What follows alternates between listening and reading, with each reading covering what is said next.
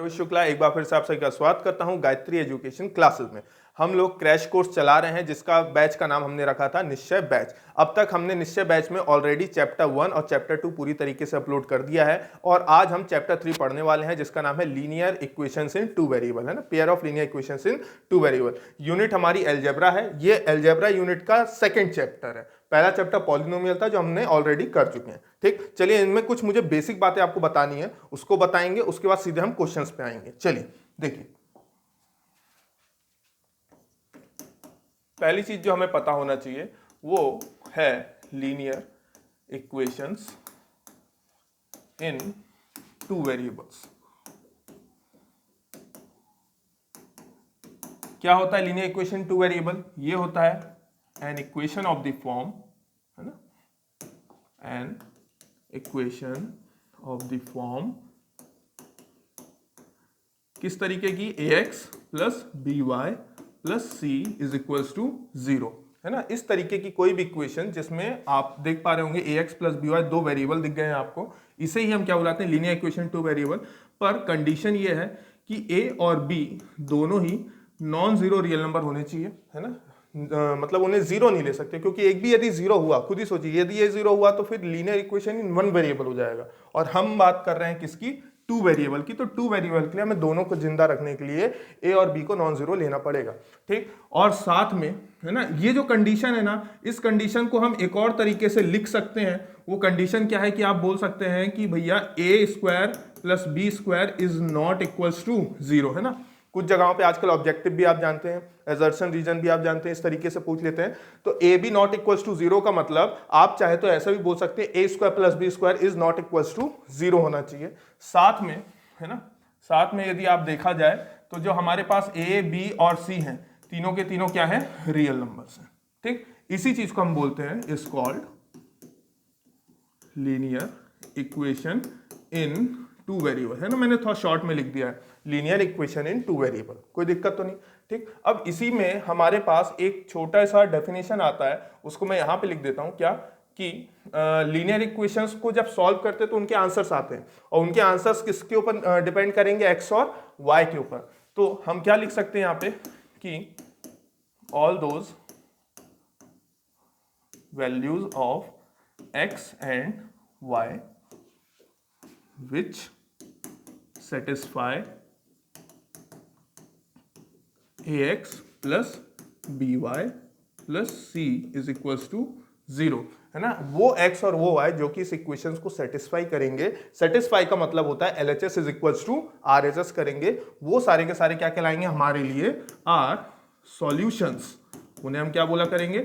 Solutions of linear equations in two variable, linear equations in two variables.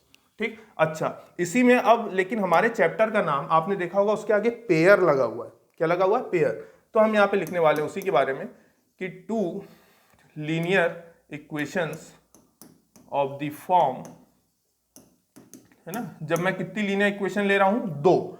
To linear equation of the form, और दोनों ही किस तरीके की होनी चाहिए? ax plus B Y plus C बराबर 0 होना चाहिए। कहने का मतलब ये कि दोनों इक्वेशंस में वेरिएबल x और y ही यूज हो रहे हो, इस बात का ध्यान रखना है। ठीक, टेकन टुगेदर, है ना। तो जब दोनों को साथ में हम लेके सॉल्व करेंगे, उन्हीं को हम क्या बोलते हैं? Form pair of linear equation in two variable. इसी चीज को क्या कहा जाता है? Pair of linear equation two variable. Pair में कितने लोग होते हैं? दो लोग होते हैं। तो उसी तरीके से दो इक्वेशन जब हम ले लेंगे तो हम बोलेंगे pair of linear equations in two variable. Their general form, है ना। इनका जनरल फॉर्म कैसा होता है? तो हमें पता है ये बात कि इनका जनरल फॉर्म हमने लिया। जनरल फॉर्म बोल लीजिए या तो स्टैंडर्ड फॉर्म बोल लीजिए। ठीक, a1x plus b1y plus c1 is equals to 0 और a2x plus b2y plus c2 is equals to 0। अच्छा, इन दोनों ही चीज़ों में आपको ध्यान रखना है क्या कि भाई साहब किसी भी हालत में ये जो आपके पास दिया हुआ है a1 और b1, है ना, ये दोनों ही नॉट इक्वल्स टू 0। या फिर मैंने आपको ये लिखना सिखाया है क्या कि a1 का स्क्वायर प्लस b1 का square is not equals to 0 है। दूसरे यहाँ पे यदि बात की जाए कि यहाँ पे हमारे पास जो है a2 और b2 is not equals to 0, ये दोनों किसी भी हालत में 0 नहीं होने चाहिए। या फिर हम इसको ऐसा भी बोल सकते हैं कि a2 का स्क्वायर प्लस b2 का square is not equals to 0, है ना। इन बातों का ध्यान रखना बहुत जरूरी है। अच्छा, साथ में फिर जो हमने सीखा है भाई साहब कि वेयर, है ना, a1 आपका b1 c1, है ना, फिर a2 b2 और c2, ये सब किसको बिलोंग करेंगे? रियल नंबर्स को बिलोंग करेंगे। ये सारे के सारे कैसे होंगे? रियल नंबर्स होंगे। तो इसे कहा जाता है pair of linear equation in two variables को स्टैंडर्ड फॉर्म या जनरल फॉर्म में लिखने का तरीका। अब एक और बात इसी में क्या कि भैया फिर इनका भी तो सॉल्यूशन होता होगा, तो बिल्कुल होता होगा भैया। तो हम क्या लिखेंगे? इसकी भी डेफिनेशन वैसी की वैसी है कि all those x and y which satisfy, है ना, which satisfy both the linear equations in two variables, है ना। अब यहाँ पे देखिए एक चीज और लिख दूं, यहाँ पे लिखने वाला हूँ is/r। क्यों? क्योंकि जब दो इक्वेशंस को आप कभी भी सॉल्व करेंगे तो आपने देखा होगा या तो एक सॉल्यूशन आएगा या तो एक से ज्यादा सॉल्यूशन आ सकते हैं या तो बिल्कुल सॉल्यूशन ही नहीं आएगा, है ना। उस चीज पे हम आने वाले हैं, इसलिए लिखा इज या आर कॉल्ड सॉल्यूशंस, है ना, are called solutions of linear equation, है ना, या फिर solution of pair of linear equations in two variable. ठीक, अब यहां पे जो अगली बात हमारे सामने आती है वो ये कि भैया जब ऐसा हो जाता है तो फिर सॉल्यूशंस कितने तरह के होते हैं ना, सॉल्यूशंस। तो हम सॉल्यूशंस के जरा टाइप्स पे बात कर लेते हैं, है ना। ये बहुत महत्वपूर्ण चीज है भैया कि सॉल्यूशंस के टाइप्स क्या होते हैं। तो देखिए सॉल्यूशन आप देखेंगे जब बेसिकली, तो आपके पास एक सॉल्यूशन आएगा जिसका नाम रखा गया था यूनिक सॉल्यूशन। ठीक, यूनिक सॉल्यूशन यानी कि एक लौता सॉल्यूशन, है ना। यहाँ पे लिख दे रहा हूं मैं एग्जैक्टली वन सॉल्यूशन। इसका मतलब क्या होता है? Exactly one solution. ठीक, या फिर हो सकता है हमारे पास बहुत सारे सॉल्यूशन आ जाएं, तो इनफाइनाइटली मैनी सॉल्यूशंस, उसको हमने क्या कहा? इनफाइनाइटली मैनी सॉल्यूशंस कहा। या फिर हो सकता है कि कोई भी सॉल्यूशन ना हो, नो सॉल्यूशन। ठीक, अब देखिए जब ऐसा होता है इन तीन केसेस में, तो हमने उनके लिए क्या रखा भैया कि जब यूनिक सॉल्यूशन होगा तो हमारे पास जो दो ही लाइंस है ना, पेयर ऑफ लाइंस ली हैं, दो लाइंस हैं, दोनों की दोनों स्ट्रेट लाइन है, तो यहां पे हम बोलेंगे कि लाइंस आर इंटरसेक्टिंग, यानी कि ये वाली चीज हमें क्या देती है? इंटरसेक्टिंग लाइंस देती है। ठीक, इंटरसेक्टिंग लाइंस, ये चीज में हम बोलते हैं कि हमारी लाइंस कैसी हैं? कोइंसिडेंट लाइंस हैं, है ना। धीरे धीरे बातें क्लियर कर लें, इनमें क्या बोलते हैं हम? कोइंसिडेंट लाइंस बोलते हैं। और इसमें आप समझ गए होंगे कि किस तरीके की लाइंस को हम बुलाते हैं। इसमें हम बोलते हैं भाई साहब कि लाइंस कैसी हैं? पैरेलल लाइंस हैं। ठीक, अब देखिए इन लोगों के लिए हमने कुछ कंडीशंस बनाई, एक कुछ रेशोज निकाले। रेशोज किससे? ये जो आप देख पा रहे हैं ना, ये इनकी मदद से हम पहचान सकते हैं कि कौन सी लाइंस पैरेलल होंगी, कौन सी लाइन कोइंसिडेंट होंगी या कौन सी लाइंस इंटरसेक्टिंग होंगी। कैसे? वो रेशो कुछ इस प्रकार है कि इंटरसेक्टिंग लाइंस के लिए हमने कहा कि a1/a2 is not equals to b1/b2। ठीक, इसके लिए हमने क्या कहा कि a1, है ना, इस चीज के लिए हमने कहा a1/a2 is equals to b1/b2 is equals to c1/c2। और ये जनाब के लिए हमने कहा भैया कि a1/a2 is equals to b1/b2 is not equals to c1/c2। ठीक, इस तरीके से भी हमने देखा कि, है ना, ये सारी चीजें आप क्लियर करते जाइए, ये जरूरी है। अच्छा, यहीं पे अगली चीज जो हमारे पास आती है वो ये कि जब इंटरसेक्टिंग लाइंस होती हैं तो हम इन्हें क्या बोलते हैं? हम इन्हें बोलते हैं पेयर ऑफ, है ना, पेयर ऑफ कंसिस्टेंट लाइन, है ना, पेयर ऑफ कंसिस्टेंट लाइंस। ये क्या है? हमारी पेयर ऑफ कंसिस्टेंट लाइंस है। तो ये भी क्या है हमारी भाई साहब? Pair of consistent lines. ये लिख दिया हमने कंसिस्टेंट लाइंस। ठीक, और यहां पे हमारे पास क्या होती है? ये होती है हमारे लिए इनकंसिस्टेंट, है ना, इनकंसिस्टेंट पेयर ऑफ लाइंस। ठीक, तो देखिए इस तरीके से भी आप इनको वेरीफाई कर सकते हैं। तो हमारे पास कायदे से देखा जाए सॉल्यूशन दो तरीके की लाइंस के लिए होती हैं, या तो कंसिस्टेंट होती हैं या तो वो इनकंसिस्टेंट होती हैं। इनकंसिस्टेंट में हम बोलते हैं लाइंस आर पैरेलल और our solution is no solution, ठीक। और उसके लिए रेशो आपको उस तरीके से याद रखना है।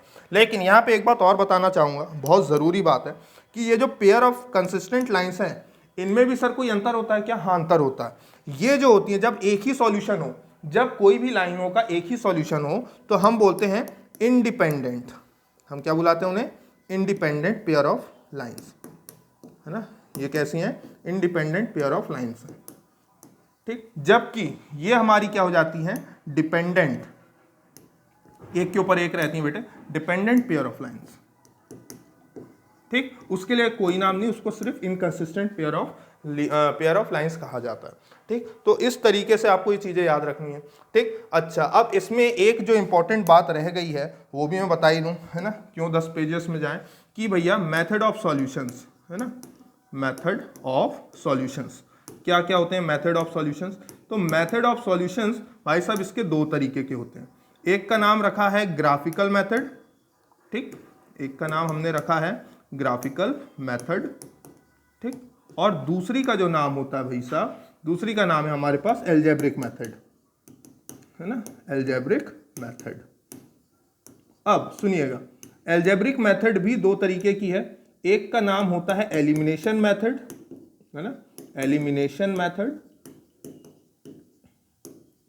और जो दूसरी वाली का नाम है वो है हमारे पास सब्स्टिट्यूशन मेथड, सब्स्टिट्यूशन मेथड, ठीक। मुझे सिर्फ इतनी बातें ही आपको याद दिलानी थी और आपने ये सारी बातें पढ़ के रखी हैं, है ना। आशा है आपने सब पढ़ के रखा है, नहीं भी पढ़ा है तो आपको रिकॉल हो गया होगा कि हमें क्या क्या इस चैप्टर में याद होना चाहिए। तो हमें इस चैप्टर में ये सारी बातें पता होनी चाहिए कि क्या हम पढ़ रहे हैं, क्या पढ़ना जरूरी है ना। कुछ कंडीशंस भी आपने देखी होंगी जो आपके काम की थी, ठीक। तो आशा करता हूँ ये आपको समझ में आया होगा। अब चलिए सीधे करते हैं हम क्वेश्चंस, है ना। क्वेश्चंस करेंगे तो ही ज़्यादा समझ में आएगा। चलिए क्वेश्चंस करते हैं। पहला क्वेश्चन आपके सामने ये रहा, है ना। पहले ग्राफिकल मेथड है ना, आपने देखा ना कि दो तरीके की मेथड, एक ग्राफिक और एक एल्जेब्रिक। तो ये ग्राफिकल मेथड से हमें सॉल्व करना है। क्या दिया हुआ है? Draw the graph of this and this, shade the region bounded by these lines and x axis, है ना, x axis, find the area of the shaded region. बहुत ही सिंपल सा है। तो आज मैं आपको जरा, है ना, तरीके बता दूं, और क्योंकि आपका बोर्ड है तो बोर्ड में लिखने के तरीके पता होने चाहिए, है ना। अब वो तरीका देखिए क्या है।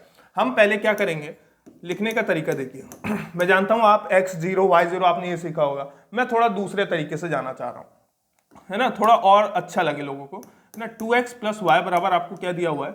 6 दिया हुआ है। मैं बोलता हूं क्या ये 2x प्लस वाई बराबर 6 को आप इस तरीके से देख सकते हैं कि 2x प्लस वाई है, 6 का डिवाइड मार दूंगा तो 6 इसके भी नीचे आएगा, 6 इसके भी नीचे आएगा, यहाँ पे क्या बचेगा?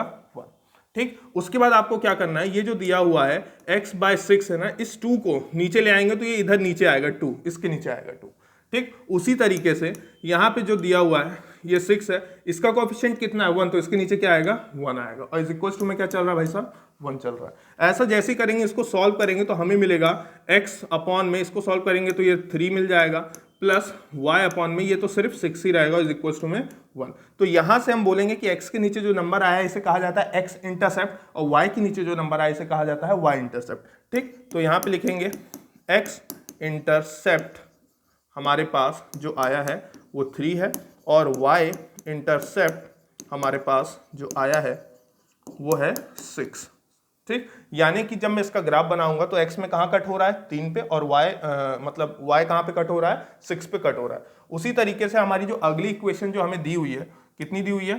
2x minus y plus 2 is equals to 0, ठीक। इसको ढंग से सॉल्व करेंगे तो 2x minus y is equals to, उधर जाएगा तो माइनस का 2, ध्यान रखिएगा बीच में प्लस ही होना चाहिए, तो यहाँ पे माइनस है, तो हम क्या करेंगे इसको कि 2x प्लस यहाँ पे -1 और ये y इज इक्वल्स टू में -2, -2 को नीचे लाऊंगा तो ये आपको इस तरीके से दिखाई देगा 2x -2, है ना, प्लस -1 y अपॉन में -2, और बराबर में क्या बचा? 1। आप जानते हैं ये वाले नंबर उसके नीचे आएंगे, तो x अपॉन में -2 के नीचे -2, ठीक, प्लस y अपॉन में -2 के नीचे -1 इज इक्वल्स टू में 1, जिसने हमें यहाँ पे आंसर दे दिया क्या कि ये देखिए, तो माइनस से माइनस कैंसिल हो जाएगा, यहाँ पे माइनस से माइनस कैंसिल हो जाएगा, ठीक। ये 2 से 2 कैंसिल होगा तो बचेगा सिर्फ कितना? 1। तो ये हमें देने वाला है कितना कि भाई साहब x के नीचे आ रहा है कितना? 1, प्लस y के नीचे हमारे पास आ रहा है माइनस नहीं प्लस का 2 है ना, y के नीचे हमारे पास आ रहा है सिर्फ 2 है ना, माइनस माइनस कैंसिल 2 और इज इक्वल टू में 1। ठीक, तो इसने हमें क्या दे दिया भाई साहब, इसने हमें दे दिया कि x इंटरसेप्ट कितना है 1 है ना, x इंटरसेप्ट 1 है, यहाँ पे लिख दे रहे हैं x इंटरसेप्ट हमारे पास जो आया है वो है 1 और y इंटरसेप्ट हमारे पास जो आया भाई साहब वो है कितना 2। ठीक, अब इससे हम ग्राफ बना लेते हैं, ग्राफ बनाने में कोई दिक्कत है नहीं, चलिए ग्राफ बनाते हैं। ये देखिए ग्राफ बनाने के लिए ज़्यादा मैं नहीं ले रहा हूँ, सिंपल ग्राफ बनाने का प्रयास है, क्यों, क्योंकि हमारे पास नंबर अभी छोटे छोटे आए हैं ना, तो कोई दिक्कत होनी नहीं चाहिए। x में हमें 3 और y में हमें 6 तक जाना है, तो चलिए ये ले लेते हैं यहाँ पे है ना 1 और ये 2, ठीक है, 1 ले लिया, 2 ले लिया, यहाँ पे 3 ले लिया, यहाँ पे 1 2 3 4 5 6 है ना। आप लोग को तो ग्राफ पेपर मिलेगा तो आप लोग को कोई समस्या नहीं होगी। ठीक, तो x में 3 और y में 6, तो इन दोनों को जोड़ लीजिए है ना, ये इस तरीके से, ठीक है। अरे हाँ अब ठीक है, हाँ मैं जानता हूँ कई बच्चे बोल रहे हैं सर अभी भी नहीं टच हुआ, हाँ भाई, पर आप समझ गए कि कहाँ पे टच करना था ना, इसको थोड़ा डार्क कर देते हैं ताकि आप लोग को दिक्कत ना जाए, इस तरीके से। ठीक, इसके जो पॉइंट्स होंगे वो कितने होंगे 3,0 और इसके जो कोऑर्डिनेट्स होंगे वो कितने होंगे भाई साहब, ये हम 6 तक गए ना, तो 0,6। इस तरीके से एक लाइन का ग्राफ बना दिया। अगली लाइन का जो ग्राफ हमें बनाना था वो कहाँ पे कट हो रहा है, x में 1 और y में 2, तो x में तो 1 ये रहा है ना, और y में 2 ये रहा। ठीक, तो क्या है ये, देखें कहीं कुछ गड़बड़ी तो नहीं कर दी अपन ने, है ना, -2, हाँ ये गड़बड़ी करी ना अपन ने, यहाँ पे 2 नीचे आया तो ये माइनस साइन नहीं है ना, माइनस साइन नहीं बच्चों, माइनस साइन हटा लेना, यानी कि ये -1 है, ये हमारे पास -1 है, तो ये -1 लगा दो। ठीक है, तो इसको ज़रा सुधार लेते हैं डायग्राम को। ठीक ना, अब यही थोड़ा आप लोग बहुत ध्यान से माइनस प्लस का ध्यान रखिएगा, है ना। चलिए शुरू करते हैं भैया ग्राफ के लिए कुछ इस तरीके से। अब देखिए x में कितना है -1 और 2, तो -1 यहाँ मिलेगा है ना, -1 यहाँ पे, और y2 1 और ये 2, तो ये इस तरीके से कोई ग्राफ जा रहा होगा है ना, ऐसा कुछ। और यहाँ पे कितना था 3 और 6 है ना, तो x में 3 था याद होगा है ना, 1 ये 1 2 और 3, और ये 1 2 हो गया था, 3 4 5 6। अब देखो इसको जोड़ते हैं है ना, जोड़ना है, जुड़ गया भैया लोग, जुड़ गया, आप लोग तो स्केल से जोड़ लीजिएगा, ठीक है ना। अब यहाँ पे ये एक ट्राइंगल फॉर्म होता दिख रहा है ना, उन्होंने बोला है shade the region bounded by these lines and x axis, तो ये हमारी एक्स एक्सिस है, आपको याद होगा है ना, इसका नाम लिख देते हैं एक्स एक्सिस, ये एक्स एक्सिस। तो मेरे ख्याल से आपको दिख रहा होगा ये वाला रीजन जो है, दिस रीजन, ये रीजन का हमें एरिया निकालना है। तो ये जो फॉर्म हुआ है ये मेरे ख्याल से एक ट्राइंगल फॉर्म हुआ है, ठीक, और यदि ट्राइंगल फॉर्म हुआ है तो अब इसको कैसे सॉल्व करें, ये एक समस्या, तो इस समस्या का हल अभी तुरंत किए देते हैं। पहले तो ये देखिए ये वाली लाइन का जो ग्राफ था ये किसका ग्राफ था, ये लाइन किसका ग्राफ था, तो मेरे ख्याल से ये 6 और 4 वाली लाइन हमारी कौन सी थी, 3 और 6 वाली लाइन थी ना, 3 और 6 वाली लाइन ये हमारी थी 2x + y, तो मैं इसको यहाँ पे लिख रहा हूँ, देखिए 2x + y = 6 है ना, ये 2x + y = 6 लाइन थी, और ये वाली जो लाइन थी ये थी हमारी 2x है ना, यहाँ पे लिख रहा हूँ 2x - y, वहाँ पे बेटा बहुत अच्छे से लिखेगा है ना, +2 = 0, इस तरीके से।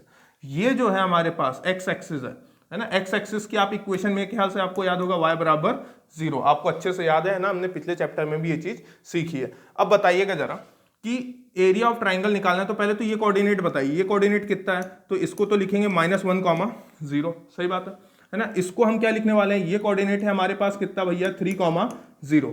अब बताइए बेस कितना है, ट्राइंगल का बेस बताइए, तो ट्राइंगल का बेस यदि देखा जाए तो हमारे पास ट्राइंगल का बेस पूरा आ रहा है कितना, ये यहाँ से लेके यहाँ तक, बताइएगा कितना, 1 यूनिट, 2 यूनिट, 3 यूनिट और ये 4 यूनिट, तो टोटल यूनिट कितनी है भाई साहब, 4 यूनिट का बेस है हमारे पास है ना, मीटर सेंटीमीटर किलोमीटर जो भी है।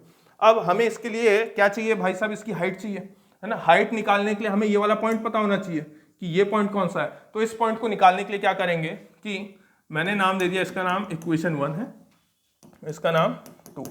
ठीक, तो देखिए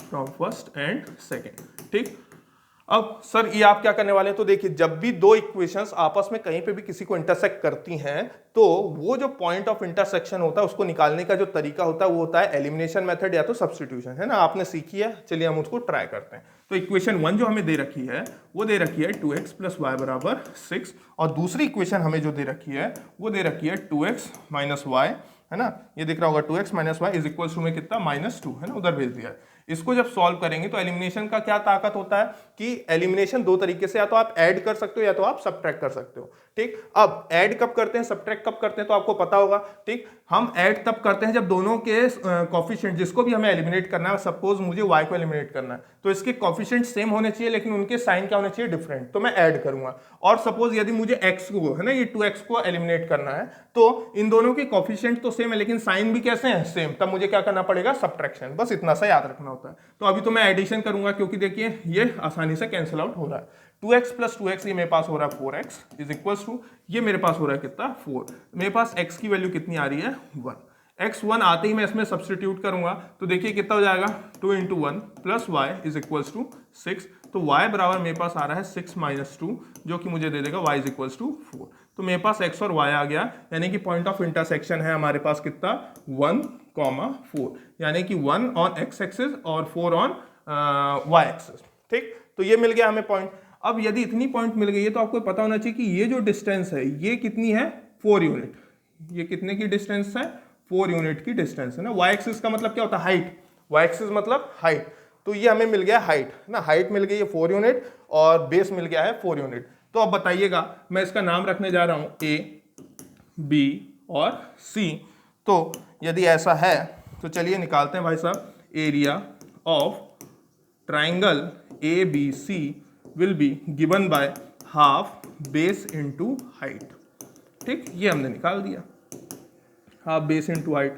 तो ये हमने लिखा भाई साहब 1/2, बेस हमारे पास 4 और हाइट भी हमारे पास 4, कैंसिल आउट होगा तो ये 2 2 ज़ा 4 यानी कि 8। और क्योंकि हमें कुछ भी यूनिट नहीं दिया हुआ है तो हम लिख देंगे सिर्फ स्क्वायर यूनिट या यूनिट का स्क्वायर, ये हमारा आंसर है। ठीक, तो हमने शेड भी कर दिया उस रीजन को, और वो जो रीजन जिसको भी शेड किया उसका एरिया भी निकाल दिया। यहाँ पे जो शेडेड एरिया था वो किसका था, ट्राइंगल का था, इसलिए हमने ट्राइंगल के एरिया का फॉर्मूला लगाया। तो इस तरीके के क्वेश्चंस आपके सामने आएंगे तो आपको अप्रोच करने हैं। ठीक, चलिए आगे करते हैं नेक्स्ट क्वेश्चन पे। ये रहा आपके पास अगेन एक question, draw the graph of the equation x is equal to 3 x is equal to 5, है ना। लोग इसमें कंफ्यूज होते हैं लेकिन उन्हें कंफ्यूज नहीं होना चाहिए, है ना। और तीसरी वो लाइन दी हुई है, ऑल्सो फाइंड द एरिया, फिर से सेम चीज है लेकिन इस बार क्या बनने वाला है, क्वाड्रिलेटरल बनने वाला है। ठीक, तो देखिए करते हैं सॉल्व करके देखते हैं भाई क्या है। ठीक, हमें जो गिवन है पहले उसी पे चर्चा कर लें, है ना। गिवन है भाई साहब, गिवन है क्या, पहली लाइन हमारे पास है x इज इक्वल टू 3। तो देखिए x इज इक्वल टू 3 का मतलब क्या होता है, line parallel to y axis. किसके पैरेलल बनेगी ये, y एक्सिस के पैरेलल बनेगी। उसी तरीके से हमें x बराबर 5 दिया हुआ है, ये भी हमारे पास क्या बनेगी, line parallel to y axis ही बनेगी। ठीक, तीसरी लाइन पे हम बात कर लेते हैं जो हमें दिया हुआ है 2x माइनस वाई माइनस 4 बराबर 0। मैंने इसको अभी आपको सॉल्व करना सिखाया था, 2x minus y is equal to कितना, 4। ठीक, इसका इंटरसेप्ट ढूंढने का क्या तरीका होगा कि 2x अपॉन में क्या ले आऊंगा, 4। ठीक, और ये मुझे यहाँ पे प्लस लगाना है -1 y और अपॉन में 4। मेरे ख्याल से इतना सबको क्लियर है बात पिछले स्टेप से। यदि इतनी बात भी क्लियर है तो x अपॉन में ये हो जाएगा 4/2 प्लस y अपॉन में ये हमारे पास हो जाएगा 4 अपॉन में -1 और is equal to 1। Solve out करेंगे तो x अपॉन में कितना हो जाएगा, ये 2 हो जाएगा, प्लस y अपॉन में ये हमारे पास कितना आ जाएगा, -4 और इज इक्वल टू 1। तो हमारे पास देखा जाए तो x इंटरसेप्ट, है ना, x इंटरसेप्ट आ रहा है 2 और y इंटरसेप्ट हमारे पास आ रहा है कितना, -4। ठीक, तो ये हमने सारी चीजें निकाल दी हैं। चलिए अब इसको ड्रॉ कर लेते हैं। ड्रॉ करने में क्या ही जा रहा है ना, ड्रॉ करते हैं। ये सीधी लाइन बन गई भाई धोखे से, है ना, अब नहीं बनी सीधी लाइन, अब ठीक है। अब क्या है देखिए, पहली बात तो आपको कितनी वैल्यूज चाहिए, 3 5 और एक -4 और एक 2। ठीक है, तो देखिए यहाँ पे ले लेते हैं भैया, है ना, -1 -2 -3 और -4, ये -4 है।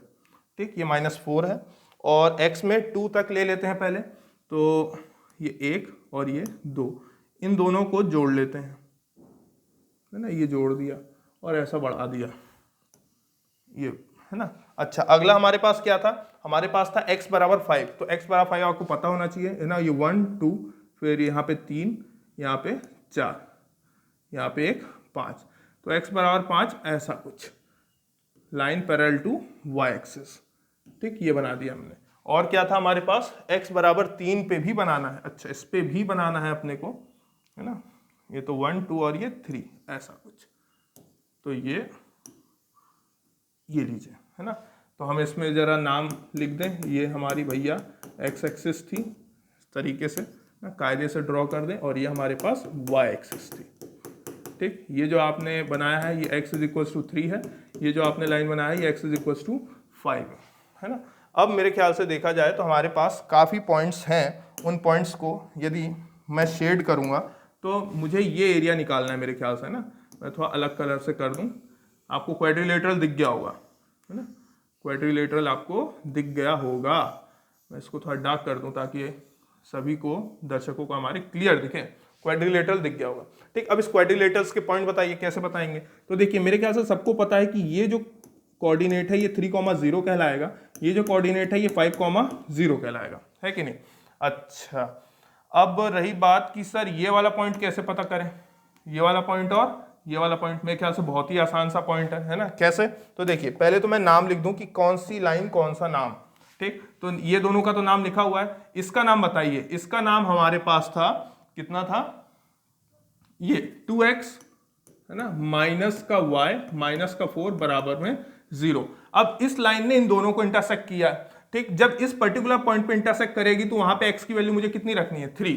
तो देखिए मैं रख रहा हूं भाई साहब 2x, है ना, माइनस y माइनस 4 बराबर 0, ठीक। और यहाँ पे हम क्या कर दे रहे हैं भाई साहब, इसका नाम रख दिया इक्वेशन 1, तो ये मैं लिख रहा हूँ फ्रॉम फर्स्ट।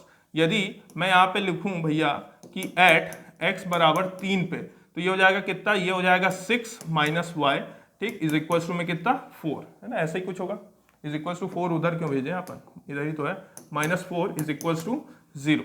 अब देखिए तो ये y उधर जाएगा, तो y उधर जा चुका है, तो 6 माइनस 4 कितना बचेगा 2, तो y वैल्यू कितनी है हमारे पास 2, ठीक। तो जब हमारे पास x 3 है तो y कितना है 2, तो ये जो पॉइंट है ये हमारे पास कितना आ चुका है, ये है हमारे पास 3,2, ऐसा कुछ इस तरीके से, तो दिख भी रहा होगा यदि 3 है तो ये भी 3 है ना। अच्छा, अगला पॉइंट तो समझ गए होंगे यार, यहाँ पे इसके यदि ऐसे ड्रॉ करूं, इस तरीके से एक लाइन ड्रॉ करूं, ये लाइन ड्रॉ किया तो एकदम स्ट्रेट लाइन ड्रॉ होगी, ठीक। अब बताइएगा ये वाला कोऑर्डिनेट क्या होगा, तो आपको पता है ये वाला कोऑर्डिनेट तो चेंज होने नहीं वाला है, ये भी 5 ही होगा, ठीक, और ये वाला भी 5 ही होगा, और उसके पास कोई ऑप्शन नहीं क्योंकि स्ट्रेट लाइन है, ठीक। जैसे दिख रहा होगा 3 है तो यहाँ पे भी 3 है, वैसे 5 5 5 होंगे, ठीक। अब इसका तो क्या था 0, तो बताइए ये कितना होगा, तो दिख रहा होगा यार यदि ये 2 है तो ये भी कितना होगा 2 ही होगा। मेरे ख्याल से इतनी बात आप सबको समझ में आती है। अब बचा ये वाला कोऑर्डिनेट निकालने के लिए कि ये कोऑर्डिनेट कैसे निकलेगा, तो देखिए कहां पे कट कर रहा है, ये जो लाइन है ये हमारी x बराबर 5 पे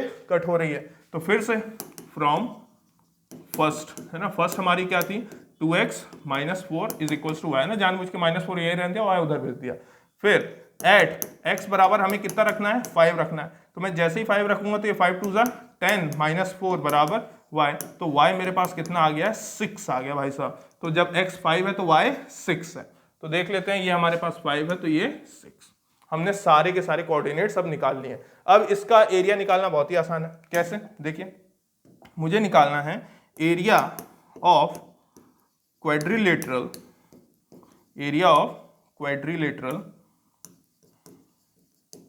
ना। अब इसका नाम भी तो कुछ रख दें, नाम रख देते हैं सपोज A, ना, B, इस पॉइंट का नाम C, D और E, ये नाम रख दिया। तो एरिया ऑफ क्वाड्रिलेटरल ABCD, है ना, विल बी गिवन बाय, कैसे होगा, तो मैं बोलूंगा भाई साहब कि आप एरिया ऑफ, ये देख पा रहे होंगे क्या, ABCD, है ना, ABCD, और ये E तक लेना हमें ना, यहाँ पे E भी लिखा हुआ है बेटे, प्लस, है ना, ये जो छोटा डब्बा है एक तो इसका एरिया, प्लस एरिया ऑफ ये जो चीज दी हुई है हमारे पास ट्राइंगल, है ना, एरिया ऑफ ट्राइंगल ABC नहीं AD area of triangle AD और E, ये लिख दिया ADE, ये लीजिए। ठीक, अब देखिए निकालते हैं। तो एरिया ऑफ ABCD कैसे निकलेगा, तो बताइएगा जरा मुझे कि यहाँ से लेके यहाँ तक की कितनी लेंथ है। तो आप सभी जानते हैं 5 - 3 कर दूं, 5 - 3 इज इक्वल टू कितना 2 यूनिट। ये मेरे पास कितनी है 2 यूनिट है। अच्छा यहाँ से लेके यहाँ तक की लेंथ बता दीजिए ये कितनी है। तो आपको पता है ये वाली जो हाइट है ये y एक्सिस बताती है, तो ये भी कितनी है 2 यूनिट है। यानी कि कायदे से देखा जाए तो ये बंदा कौन है, स्क्वायर है। ये क्या है स्क्वायर, तो एरिया ऑफ स्क्वायर है ये, एरिया ऑफ स्क्वायर ABCD और ये एरिया ऑफ ट्राइंगल ADE है ना। तो बताइएगा कैसे निकालते हैं।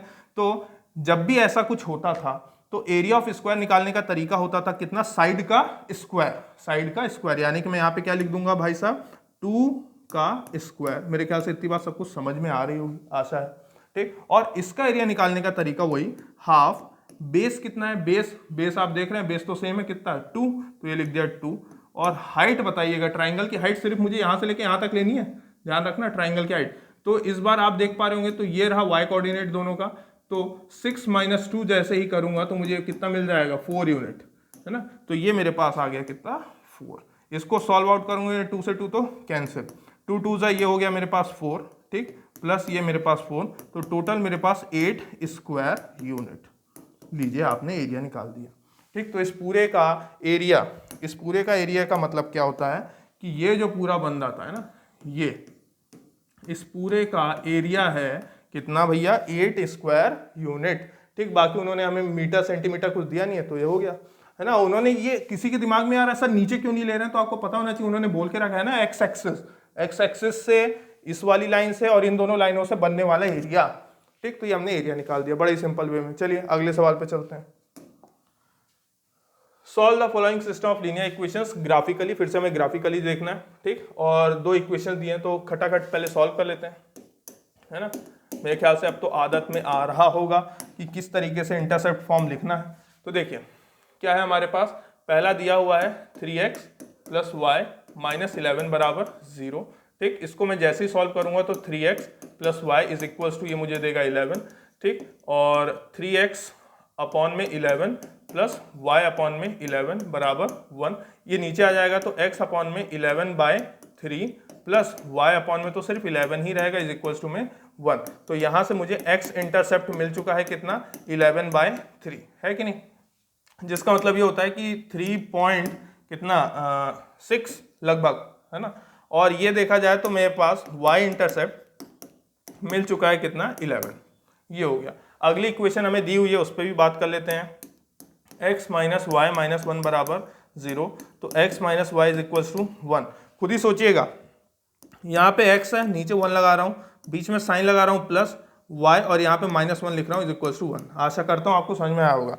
ठीक, सेम तरीका, कुछ भी नया नहीं किया मैंने, वही तरीका किया है। पहले प्लस लिखा, -1 इसको दिया, फिर इसके 1 को नीचे लाया, फिर इसके -1 को नीचे लाया, है ना। तो 1/1 था, यहाँ पे 1/-1 था, तो 1/-1 होता है और 1/1 1 हो जाता है। आप उतनी स्टेप्स लिख सकते हैं पर वो सही नहीं है ना, वो इस तरीके की स्टेप्स को लिखना सही नहीं होता। ठीक, तो हमारे पास दिख रहा होगा कि x इंटरसेप्ट कितना है भाई साहब 1 और y इंटरसेप्ट हमारे पास कितना आ चुका है -1। और क्या है हमारे पास, और कुछ भी नहीं है ना, बस इतना ही है। और y एक्सिस को देखना है हमें, है ना। इस बार y एक्सिस के रिस्पेक्ट में हमें एरिया निकालना है। तो चलिए बनाते हैं, कोई दिक्कत नहीं भाई साहब, है ना। ये एरिया निकालने का छोटा सा प्रयास। क्या क्या है भैया, हमें चाहिए एक तो y में 11 चाहिए, काफ़ी ऊपर जाना पड़ेगा। ठीक है, y में 11 और 3.6। ठीक है, तो देखिए 1 2 3 4 5 6 7 8 9 10 और ये 11। चलिए काफ़ी काम हो गया, है ना, काम हो गया काफ़ी। y में 11 और x पे 3.6 के आसपास, तो 1 2 3, तो 3.6 यहाँ कहीं एज्यूम कर ले रहे हैं अपन। ठीक, जोड़ने का एक प्रयास, जुड़ गया, मान लीजिए जुड़ गया, क्या जा रहा है। ठीक, अच्छा, और अगली वाली लाइन के लिए हमें चाहिए 1 और -1। तो x में 1 तो हमारे पास है, y में -1 है ना, नीचे की ओर चाहिए, तो यहाँ पे आ गया -1। ठीक, इन दोनों और ये रहा 1, इनको जोड़ेंगे तो ऐसा कुछ, है ना। मेरे ख्याल से आपके समझ में आया होगा। और साथ में उन्होंने बोला है किसके द्वारा, एक तो ये लाइन बन गई, ये वाली जो लाइन बनी है इसका नाम लिख देते हैं, इसका नाम है हमारे पास क्या, x minus y minus one, है ना, ये x minus y minus one बराबर 0। और दूसरी वाली लाइन का नाम है हमारे पास, इसका भी नाम लिख देते हैं भाई साहब, 3x प्लस वाई माइनस 11 और बराबर में 0, है ना, इतना आ गया हमारे पास। और साथ में y एक्सिस, तो ये y एक्सिस है भाई साहब, तो y एक्सिस को तो लिखने की क्या जरूरत है, ये y एक्सिस। तो आपको यदि एरिया दिख गया होगा तो फिर से आपको ट्राइंगल दिखाई दिया होगा, है ना, ये रहा आपका ट्राइंगल, यहाँ से लेके यहाँ तक, इसका आपको एरिया निकाल के देना है भाई साहब कि कितना एरिया।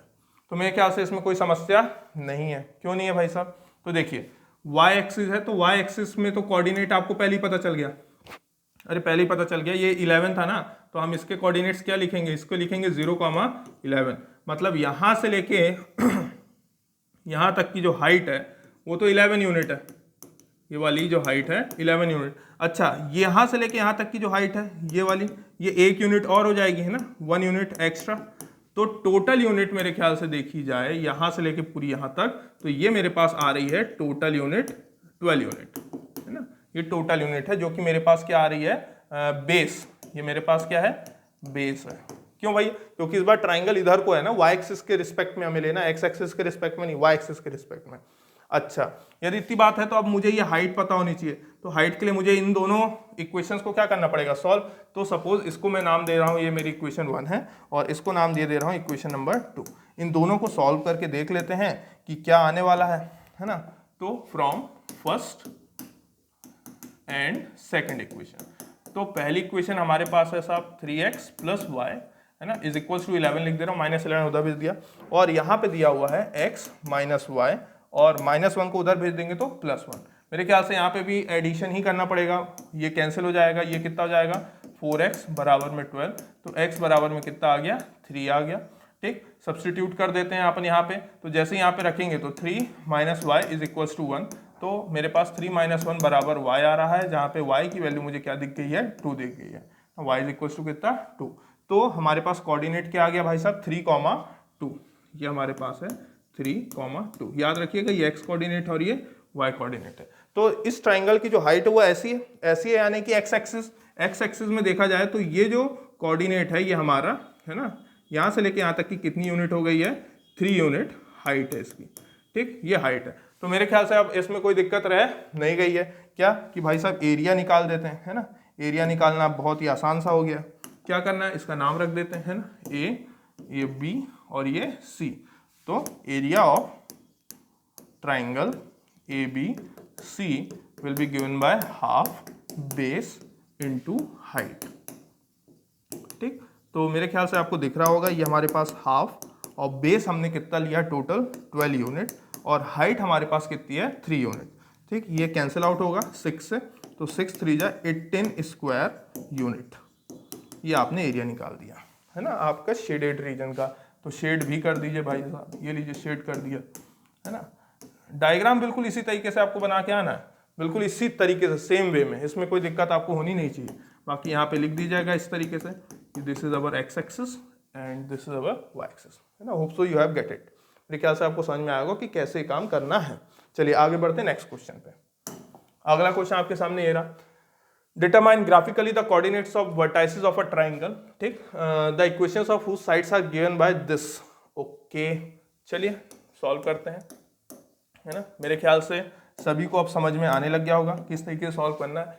पहली इक्वेशन आपको दी हुई है कितना भाई, -x प्लस 2y बराबर में 8। मेरे ख्याल से किसी को तकलीफ नहीं होगी, -x को आगे लिख दिया, 2y को पीछे लिख दिया। ठीक, यदि इतनी बात समझ में आई है तो हमें पता है कि मैं इसको लिखने वाला हूँ -x अपॉन में 8, ठीक, और प्लस 2y अपॉन में 8 इज इक्वल्स टू 1। याद आ रहा होगा।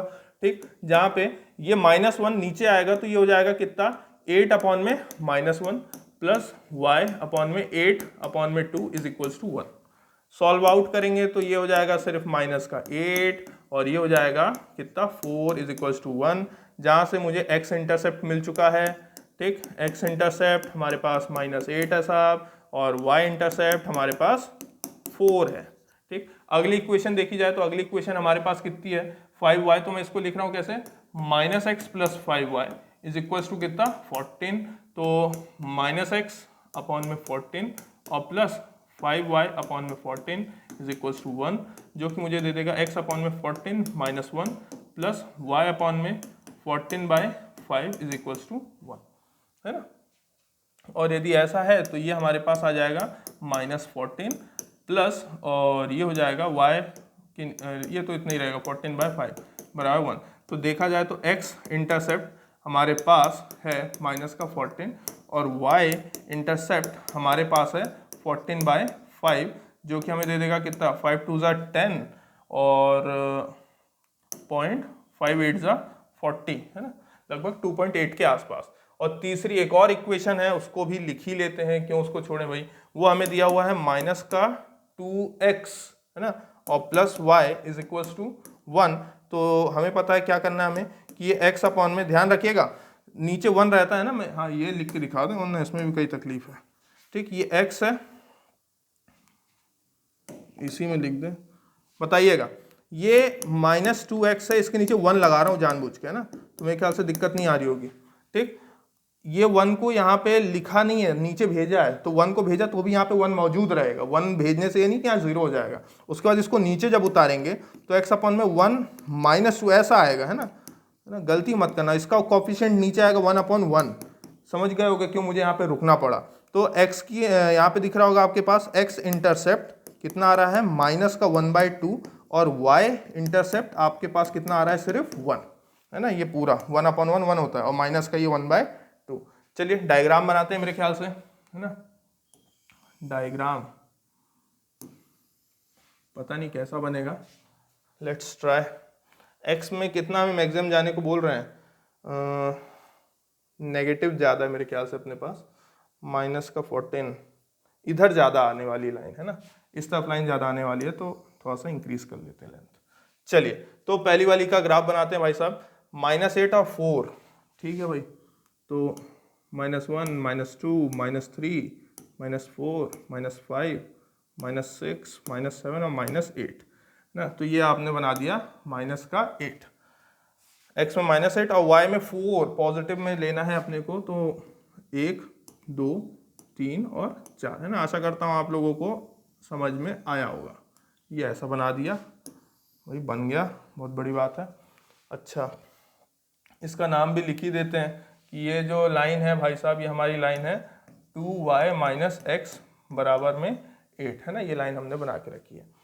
और इसके जो कोऑर्डिनेट्स हैं वो कितने हैं, इसके कोऑर्डिनेट्स हैं हमारे पास -8, -0, ये -8, 0 है।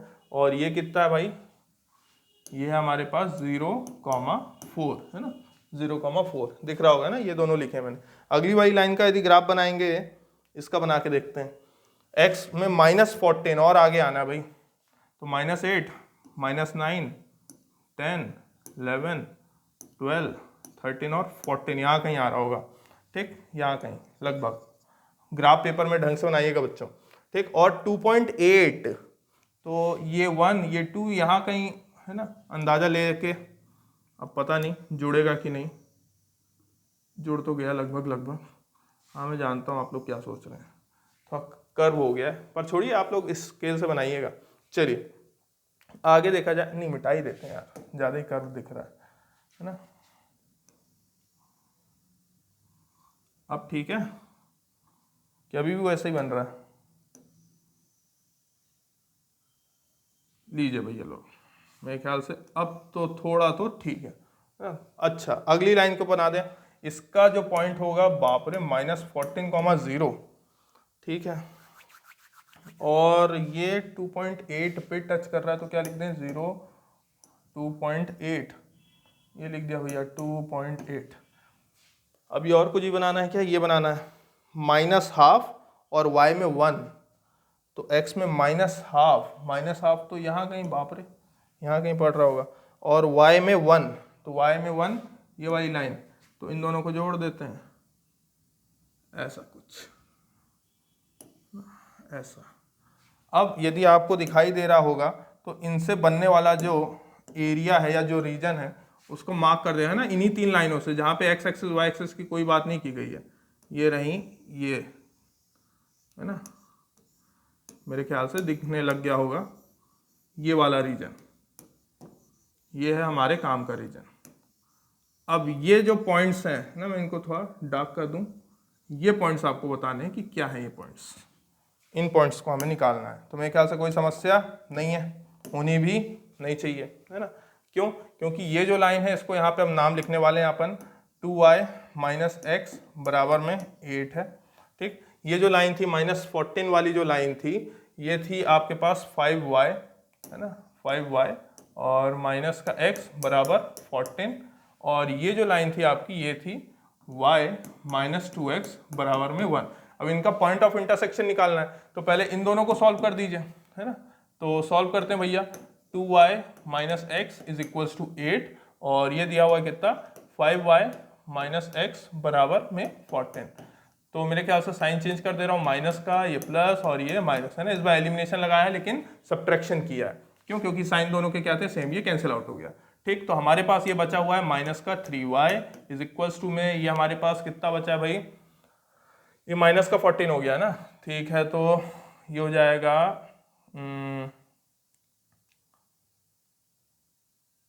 इतना ही आएगा ना, कुछ गलत तो नहीं कर दिया, माइनस का आएगा। ठीक है ठीक है ठीक है, तो ये 14 में से 8 घटा देते हैं, माइनस का 6, नहीं ठीक है पॉजिटिव आ रहा है, तो 3 2 ज़ा 6, y इज इक्वल टू 2 आ रहा है। और अब x भी तो चाहिए, तो x निकाल के रख देते हैं भाई, y बराबर 2 रखेंगे यहाँ पे, इस वाली इक्वेशन में दिख रहा होगा, y बराबर 2 रखेंगे तो 2 2 ज़ा ये हो गया 4 माइनस एक्स बराबर में 8। ठीक, तो मेरे ख्याल से x हमारा क्या आ रहा है, नेगेटिव आ रहा है ना। x उधर गया, माइनस का 8 तो माइनस का 4। चलिए तो देखते हैं सही है कि नहीं। x माइनस 4, हाँ सही है ना, 1 2 3 4 सही बनाया बच्चों। तो ये है ना, जब आप ग्राफ बनाएंगे तो आपको बिल्कुल ये -4 पे जाके टच करेगा। आपने थोड़ा छोटा बड़ा एरिया ले लिया ना इसलिए, तो -4 और ये ऊपर में कितना गया है, 2 में गया है, ऊपर में कितना गया है, 2 तक गया है ना। ये जब इस वाली पॉइंट से परपेंडिकुलर ड्रॉप करेंगे तो 2 पे टच करेगा ना, 2 पे, वो वाली लाइन में देखो 2 पे टच करेगा, आपने डार्क कर दिया है। मेरे ख्याल से इसमें कोई दिक्कत नहीं, ये वाला पॉइंट है जब परपेंडिकुलर ड्रॉप करेंगे तो 2 पे गिरेगा। अब इन दोनों को सॉल्व कर देते हैं भाई, है ना। ये दोनों सॉल्व करने लायक है, कैसे कि 5y माइनस एक्स बराबर में 14 दिया हुआ है और ये दिया हुआ है आपके पास y माइनस 2x बराबर में 1। क्या कर दें, इसको 5 से मल्टीप्लाई कर देते हैं, तो 5y माइनस एक्स बराबर में 14 और इस वाली को 5 से मल्टीप्लाई कर रहे हैं तो ये 5y माइनस का 10x हो जाएगा और ये 5 हो जाएगा। ठीक, मेरे ख्याल से मुझे सब्ट्रैक्ट करना चाहिए, तो सब्ट्रैक्ट करने में साइन चेंज होता है, ये साइन चेंज किया, ये कैंसिल आउट हुआ। ठीक, ये कैंसिल आउट हुआ, तो अब प्लस का 10x ये मेरे को दे देगा 9x बराबर में ये मेरे पास कितना दे देगा भाई, ये भी मुझे 9 ही दे रहा है, पॉजिटिव की नेगेटिव पॉजिटिव, तो x बराबर तो ये मुझे क्या दे देगा 1। x बराबर जैसे ही 1 देगा तो मैं इसको यहाँ पे सब्सटीट्यूट किए दे रहा हूँ, किसमें करूँ, इसमें कर रहा हूँ, है ना। y माइनस 2 इंटू 1 बराबर 1, ये वाली इक्वेशन में सब्सटीट्यूट किया, तो ये हो जाएगा मेरे पास कितना, y बराबर 1 प्लस 2, है ना, -2 उधर गया तो +2, तो y बराबर आ रहा है 3। तो ये मेरे पास है 1,3, हाँ सही है, दोनों वो फर्स्ट क्वाड्रेंट में आ रहा है, दोनों पॉजिटिव है। तीसरा और आखिरी निकालना है, तो हमें इन दोनों इक्वेशंस को सॉल्व करना होगा। कौन कौन सी, 2y माइनस एक्स बराबर 8 और ये वाली y माइनस 2x बराबर में 1। अच्छा, दोनों के कोएफिशिएंट इधर उधर है।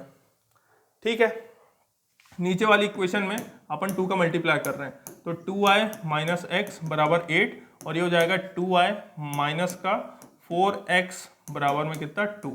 सॉल्व आउट करेंगे तो ये नेगेटिव, ये आपके पास पॉजिटिव और ये आपके पास नेगेटिव, ये कैंसिल आउट हो जाएगा।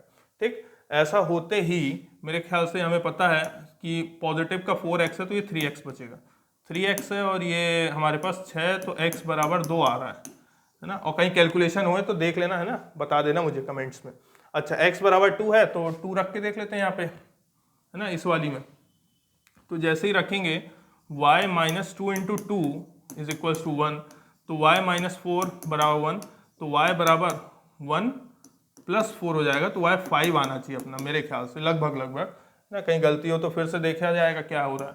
तो x हमारा 2 है, x हमारा 2 है, ठीक है ना, x हमारा 2 है और y हमारा 5 है, y हमारा 5 है। हाँ हो सकता है इतना, मे बी इतना में भी हो सकता है, क्योंकि 0,4 तो यही है, तो थोड़ा और ऊंचा जाएंगे तो 0,5। ठीक, तो ये हमने पॉइंट्स निकाल दिए भाई साहब। क्या क्या पॉइंट्स, तो एक तो हमारा निकला है -4,2, एक हमारा निकला है 1,3 और एक हमारा निकला है 2,5 रिक्वायर्ड आंसर। ठीक, मेरे ख्याल से आपको इतनी बात समझ में आई होगी। ठीक, तो उन्होंने बोला था determine graphically the coordinates of vertices, तो हमने ये रहे हमारे वर्टाइसेस, है ना, इनका नाम रख दो ए, बी और सी। तो -4,2 हमारे लिए ए था और ये हमारे लिए बी था और ये भैया हमारे लिए सी था। These are the required coordinates of the triangle.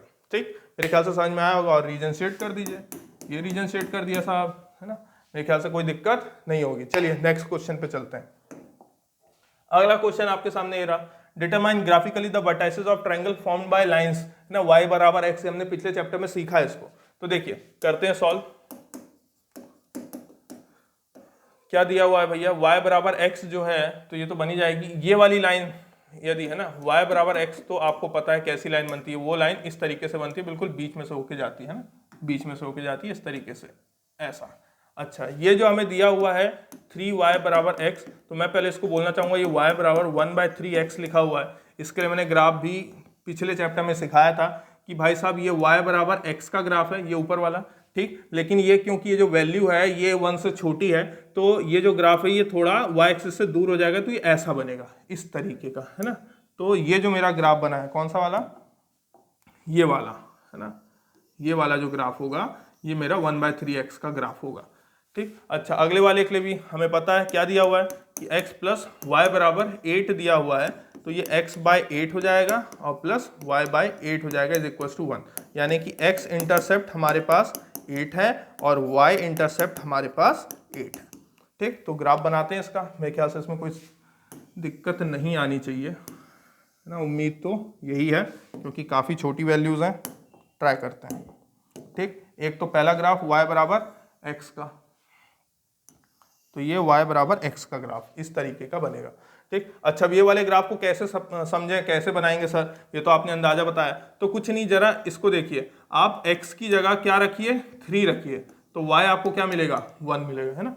जैसे 3 रखेंगे 3 से 3 कटेगा, y कितना मिल जाएगा, 1। बस ये पॉइंट एक ढूंढ लीजिए, तो x बराबर 3, तो सपोज 1 2 और 3, है ना, x 3 है, y 1, तो ये वाला जहाँ पॉइंट होगा, जहाँ टच कर रहा होगा ऐसा, है ना, ये वाला, ये पॉइंट हो गया। अब यहाँ से चुपचाप लाइन ड्रॉ कर दीजिए और जो ओरिजिन से ही पास होनी चाहिए, है ना, कहाँ से पास हो, ओरिजिन से, ये ऐसा कुछ, बस हो गया, आपका काम हो गया, खत्म, आपका काम हो गया, इससे आपको कुछ करना नहीं है। अच्छा, और साथ में वो बोल रहे हैं x प्लस वाई बराबर 8, तो उसके लिए भी हमने निकाल लिया ऑलरेडी 8 और 8, तो इसको बना लेते हैं ना, 1 2 3 4 5 6 7 और 8 यहाँ पे, और ऐसे ही 1 2 3 4 5 6 7 और 8, ये इनको जोड़ने का प्रयास करते हैं थोड़ा।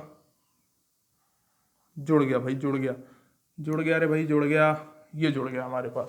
अब हमारे पास जो इन तीनों ट्राइंगल फॉर्म होता दिख गया होगा, है ना, कोई दूसरा कलर ले लें, रेड, देखिए ये वाला, है ना, ऐसा, ये वाला, ये मेरे ख्याल से दिखा होगा सबको, ये वाला ट्राइंगल हमारा रिक्वायर्ड रीजन है। ठीक, अब इसके पॉइंट्स निकालने पड़ेंगे, इसके पॉइंट्स निकालो भाई, तो मेरे ख्याल से इसके पॉइंट्स निकालना बहुत आसान है। देखो, एक तो ऐसे ही निकल जाएगा, एक तो ऐसे ही निकल चुका है, क्या ये तो 0,0 होता है, x भी 0 और y भी 0, दोनों वहीं से पास आउट हो रहे हैं, है ना, इसमें कोई दिक्कत नहीं। अच्छा, अगली वाली को देख लेते हैं भाई, ये वाली जो लाइन बनाए हैं, ये लाइन हमने किसके लिए बनाई है, ये हमारी बनी है y बराबर 1/3x का ग्राफ, है ना, ये y बराबर 1/3x का, या फिर इसी को हमने क्या बोला है, 3y बराबर x बोला है, ये उसकी लाइन है। और ये जो लाइन है, ये जो लाइन है, ये y बराबर x की लाइन है, ये आपको पता होगी। और ये वाली जो लाइन बनाई है, ये हमने किसकी लाइन बनाई है, ये बनाई है x प्लस वाई बराबर 8 की लाइन, है कि नहीं, इसमें कोई दिक्कत तो नहीं। ठीक, अब देखिए यहाँ पे वैल्यू सब्स्टिट्यूट करते हैं, इस लाइन ने ही इन दोनों को टच किया है, तो मैं यहाँ पे लिख रहा हूँ पहले कि x प्लस वाई बराबर 8। अब मुझे यदि ये वाला पॉइंट चाहिए, तो इस पॉइंट पे एक तो ये जा रही है और एक ये जा रही है, यानी कि y की जगह क्या रख सकता हूँ, x, तो y की जगह x रख देता हूँ भाई साहब, नहीं ये दिख रहा होगा, y की जगह क्या रख दिया, x, है ना, एंड y बराबर x, इन दोनों को सॉल्व कर रहा हूँ, है ना, on solving x plus y बराबर 8 एंड y बराबर x, तो y की जगह x रख दिया, ये हो गया 2x बराबर 8, तो x बराबर कितना आ गया 4। x बराबर यदि 4 आया है तो यदि x 4 आया तो y भी कितना आएगा, y भी 4 ही आएगा। ठीक, तो ये हमें मिल गया कितना 4,4, खत्म। और अब जब इसको है ना ऑन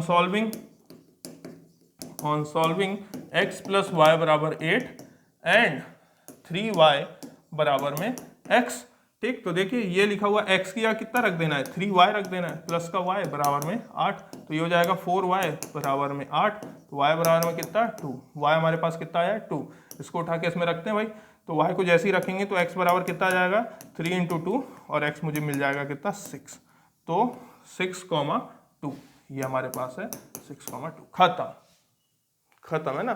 तो अजीब और गरीब जो ग्राफ हमारे पास थे, एक अजीब और एक गरीब ना, तो ये गरीब टाइप का ग्राफ था, लेकिन ये भी कई बच्चों को धराशायी कर देता, आप समझ गए होंगे क्यों, तो बहुत कायदे से है ना, बहुत सोच समझ के बनाइएगा। चलिए नेक्स्ट क्वेश्चन पे, ठीक। अच्छा आगे 3 लाइन्स है ना, आप इसको ट्राई करिए, बनना चाहिए आप लोगों से, बहुत ज़रूरी चीज़ है। x प्लस 3y बराबर 6 और this are enclosing a beautiful triangular park, तो चलिए सॉल्व करते हैं। क्या दिक्कत है भाई, x plus 3y is equal to 6 दिया हुआ है, तो ये हो जाएगा x upon 6 plus 3y upon में 6 इज इक्वल टू 1, तो ये x बाय 6 ही रहेगा, प्लस ये हो जाएगा y अपॉन में कितना भाई, है ना, ये आपको पता है 6 बाय 3 आ जाएगा इज इक्वल टू 1, तो x बाय 6 लिखूंगा, प्लस में y बाय 2 लिखूंगा इज इक्वल टू 1, तो मेरे पास x इंटरसेप्ट है 6 और y इंटरसेप्ट है कितना 2। दूसरी लाइन भी सॉल्व कर लेते हैं भाई, क्या दिक्कत है उसमें, 2x माइनस 3y बराबर में 12 दिया हुआ है, तो चलिए देखते हैं किसको समझ में आ रहा है। ये लिखा x, ठीक, यहाँ पे लिखा 12 के नीचे भेज रहा हूँ 2, यहाँ पे प्लस साइन बना रहा हूँ, यहाँ पे लिखा y, ठीक, यहाँ पे लिखा 12 और नीचे भेज रहा हूँ -3 इज इक्वल टू 1 चल रहा है, मेरे ख्याल से समझ में आने लगा होगा, ठीक। तो x अपॉन में कितना 6 प्लस y अपॉन में कितना -4 इज इक्वल टू 1, ठीक। तो हमारे पास भाई साहब x इंटरसेप्ट आ चुका है कितना 6 और y इंटरसेप्ट हमारे पास आ चुका है कितना -4, है ना, -4, और तो कुछ नहीं है ना, एंड x बराबर 0। तो चलिए ग्राफ बनाते हैं भाई, क्या समस्या है, कोई समस्या नहीं है ना, आपको वहाँ पे ग्राफ पेपर मिलेगा, बहुत कायदे से ग्राफ बनाइएगा, सॉल्यूशन पहले कर लीजिएगा, है ना। अब देखिए तो 6 और 2 तो देख लेते हैं, 1 2 3 4 5 और 6, यहाँ पे 1 और 2, ये हमारे दोनों पॉइंट्स मार्क हुए, इन दोनों को जोड़ दिया, ये जोड़ दिया भाई, ठीक। अच्छा अगला वो क्या बोल रहा है भैया, 6 और -4, तो 1 2 3 4 5 6 यहीं पे 6 और -4, अच्छा -1 -2 -3 और -4, ऐसा कुछ बन रहा है भाई, है ना, देख लेना अपने हिसाब से, मेरे को तो लग रहा है ऐसा ही कुछ बन रहा है। अच्छा और क्या बोल रहा है, x बराबर 0, है ना, तो आपको पता होगा ये जो जिसको आप लिखते हो y एक्सिस की जो इक्वेशन होती है वो होती है x बराबर 0, तो अब जहाँ तक मुझे क्लिक किया है तो वो ये वाला एरिया मांग रहे हैं, है ना, ये वाला एरिया मेरे ख्याल से आपको दिखने लग गया होगा कि ये वाला एरिया आपको निकालना है। नाम रख देते हैं भैया, है ना, ABCD, इस तरीके से नाम रखा है हमने, क्यों बताते हैं, क्योंकि ये पूरा एक ट्राइंगल है नहीं, लेकिन है एक्चुअली में देखा जाए तो 2 ट्राइंगल से मिलकर बना हुआ है। तो यहाँ से लेकर यहाँ तक की तो पहले डिस्टेंस बता दो कितनी है, तो यहाँ से लेकर यहाँ तक की जो डिस्टेंस हमें दी हुई है वो कितनी है 6 है ना, ये 6 यूनिट हो गई, ये हमारे पास 6 यूनिट है। अब ऊपर वाले ट्राइंगल की हाइट देखी जाए तो हाइट हमें ये भी दे के रखा हुआ है उन्होंने, ठीक, कितना दे के रखा है भाई साहब 2 यूनिट्स, ये हमारे पास 2 यूनिट्स है, ठीक है 2 यूनिट्स है। नीचे वाले ट्राइंगल की हाइट देखी जाए तो कितनी है भाई साहब, ये भी उन्होंने दे के रखा हुआ है, नीचे -4 तक गए थे, यानी कि टोटल डिस्टेंस कितनी है 4 यूनिट है ना, 4 यूनिट आ चुकी है, और ये तो सेम ही रहेगा।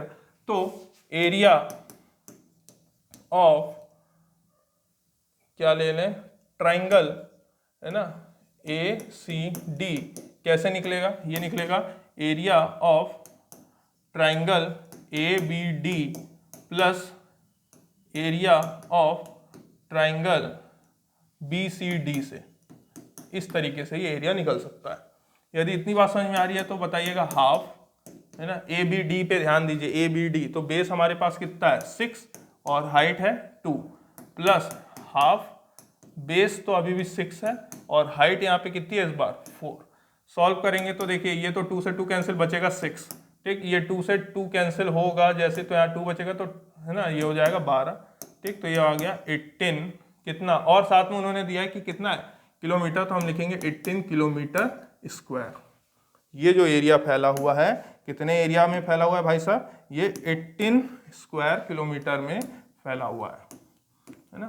18 स्क्वायर किलोमीटर में ये एरिया, ये रीजन फैला हुआ है। अब आप सोच लीजिएगा, ठीक। तो मेरे ख्याल से बहुत ही आसान सा क्वेश्चन था, इसमें तो कुछ खास नहीं था, काफी आसान सा क्वेश्चन था। चलिए नेक्स्ट क्वेश्चन पे चलते हैं, ठीक। नेक्स्ट क्वेश्चन आपके सामने ये रहा, in the figure A B C D E is a pentagon. तो ये एक पेंटागन है with B E parallel to C D, B और सी डी क्या आपस में पैरेलल है, एंड बी सी और डी भी आपस में क्या है पैरेलल है। बी सी जो है इस परपेंडिकुलर टू सी डी, ये दोनों एक दूसरे के परपेंडिकुलर है, यानी कि 90 डिग्री पे है, ठीक।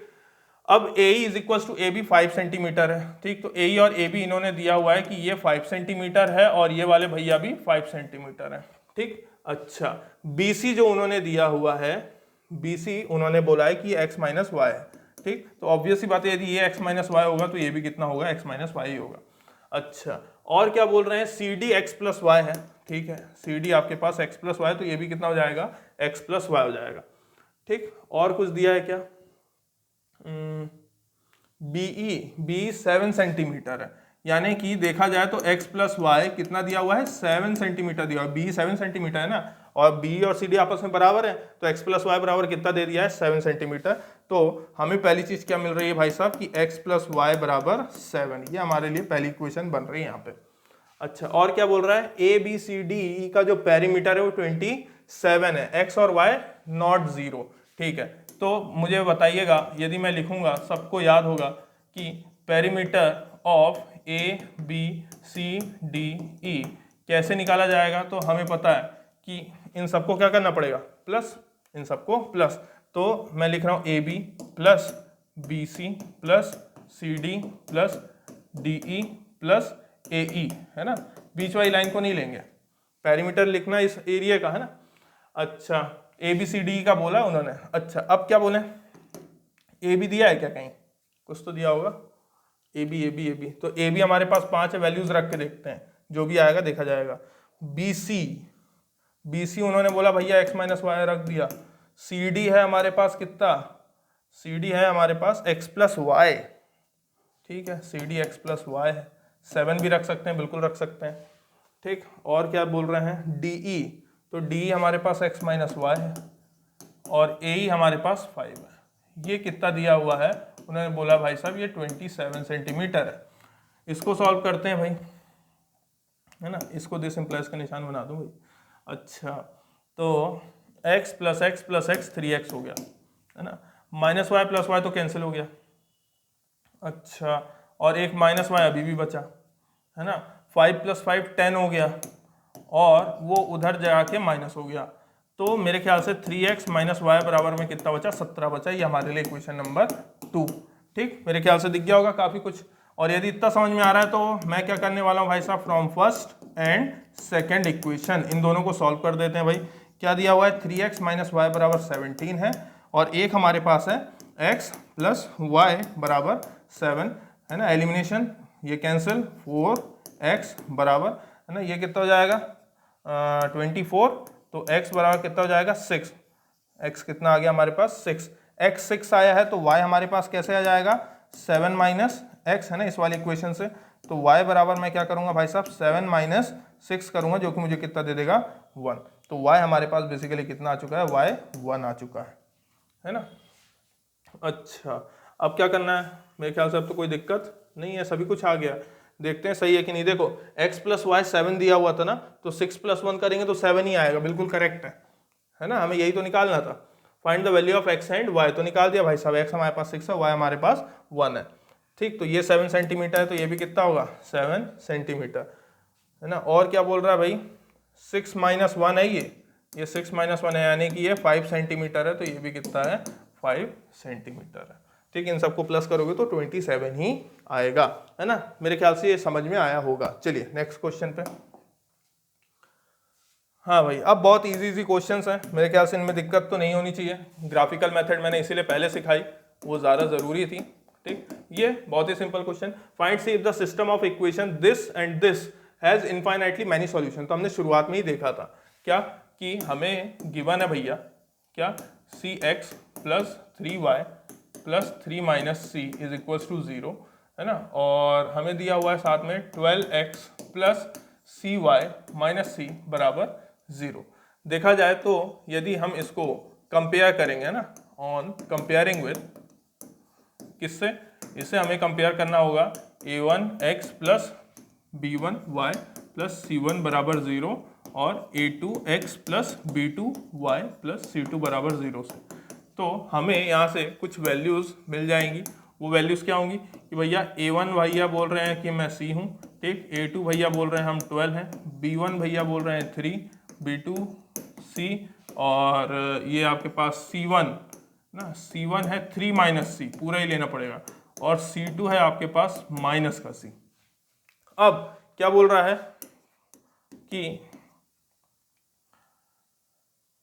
फॉर इनफाइनाइट मैनी सॉल्यूशन, है ना, फॉर इनफाइनाइटली मैनी सॉल्यूशन। तो फॉर इनफाइनाइटली मैनी सॉल्यूशंस के लिए आपको पता है क्या होता था, a1/a2 is equals to b1/b2 is equals to c1/c2, है कि नहीं। अब इनमें से किन्हीं भी दो को पेयर लेते जाइए, जैसे for a1/a2 is equals to c1/c2 यदि ले लूँ तो a1/a2 कितना है मेरे पास, तो हो जाएगा c/12, और c1/c2 मेरे पास कितना भाई साहब, ये हो जाएगा 3 - c अपॉन में कितना माइनस का c। इसको सॉल्व करेंगे तो ये हो जाएगा माइनस का c square is equals to 12 3 जा 36c, है ना। नहीं c क्यों होगा, c नहीं होगा, ये सिर्फ मल्टीप्लाई किया है, तो 12 3 जा 36 माइनस 12c हो जाएगा, ये ऐसा कुछ। इसको उधर भी जाएंगे तो क्वाड्रेटिक बन रही है, c स्क्वायर माइनस 12c और प्लस का 36 बराबर में 0। इसको फैक्टराइज करें तो c square minus 6c minus 6c plus 36 बराबर 0। तो c कॉमन लेंगे तो c माइनस 6, है ना, और माइनस 6 कॉमन लेंगे तो c माइनस 6 ही आएगा। अच्छा, होल स्क्वायर है यार उसका, ठीक है। तो c minus 6 is equals to 0। तो c की दो वैल्यू आ रही हैं 6 और 6, है ना। अच्छा, लेकिन इस तरह के क्वेश्चंस पे ध्यान रखिएगा। अभी आपने एक ही रेशो कंपेयर किया, अभी आपने इसको और इसको कंपेयर किया, ठीक। मैं लिख रहा हूँ कि for b1/b2 is equals to c1/c2 भी चेक कर लेना चाहिए, कई बार होता है कि नहीं मैच होता है, ठीक। तो देखिए क्या करेंगे भैया, b1/b2 हमें दिया हुआ है कितना, ये दिया हुआ है 3/c इज इक्वल्स टू में 3 - c अपॉन में माइनस c। ये हो जाएगा माइनस का 3c और ये हो जाएगा 3c और माइनस का c स्क्वायर, है ना, कुछ इस तरीके का। इसको सॉल्व करेंगे तो देखा जाए तो ये प्लस का c स्क्वायर में इधर ला रहा हूँ, ठीक। माइनस का 3c, ये भी माइनस का 3c, तो माइनस का 6c is equals to 0। c common ले रहा हूँ तो c minus 6 is equals to 0। तो मुझे एक बार c 0 मिल रहा है और एक 6 मिल रहा है यहाँ से, है ना। c 0 और c 6, यानी कि किसी भी हालत में c की वैल्यू कितनी है, 6 है मेरे ख्याल से, है ना। और कोई बचा क्या यूज करने के लिए भाई, हाँ, तो ये हो गया, ये हो गया, इन दोनों को आपस में भी कर दो, ये भी बचा हुआ है। तो फॉर a1/a2 बराबर b1/b2, तो कितना हो जाएगा भाई, c/12 बराबर में 3/c लो, तो ये कितना हो जाएगा c का स्क्वायर, है ना, और ये 36, अरे उतना ही हो रहा है यार, c स्क्वायर माइनस का कितना 36 इज इक्वल्स टू 0। तो ये बेसिकली c प्लस 6 और c minus 6 is equals to 0 आ रहा है। ऐसा करते ही साथ देखा जाए तो c की यहाँ पे दो वैल्यू आ रही है, एक -6 आ रही है और एक +6। ये तीनों के तीनों किस बात पे एग्री हैं, तो आप बोलेंगे ये तीनों के तीनों एक बात पे एक साथ एग्री हैं कि तीनों के पास एक नंबर कॉमन है, वो कौन है, 6। समझ में आई बात। तो इस तरीके से सॉल्व करना है, इस तरीके से सॉल्व करना है, ध्यान रखना। तो find c if the system of equation, तो for c is equals to 6 the system of equation have infinitely many solution, है ना, ये हो गया हमारा आंसर, खत्म। इस तरीके से सॉल्व करना है आपको, ठीक, क्योंकि 6 पे सब एग्री थे तीनों केसेस। चलिए नेक्स्ट क्वेश्चन, ये आ गया भैया। For which values of p will the line represent by the following pair of linear equation be parallel. तो देखिए ये भी बड़ा ही आसान सा सवाल है, ठीक। गिवन क्या क्या है आपको, तो गिवन में आपके पास है भाई साहब 3x माइनस वाई माइनस 5 बराबर 0, और दूसरा आपके पास दिया हुआ है 6x minus 2y minus p बराबर 0, ठीक। इसको वही करेंगे ऑन कंपेयरिंग, ठीक। तो ऑन कंपेयरिंग विथ, किससे कंपेयर करेंगे, आपको पता है a1x plus b1y plus c1 is equal to 0 और a2x plus b2y plus c2 is equal to 0। तो यहाँ से हमें कुछ वैल्यूज मिल गई हैं।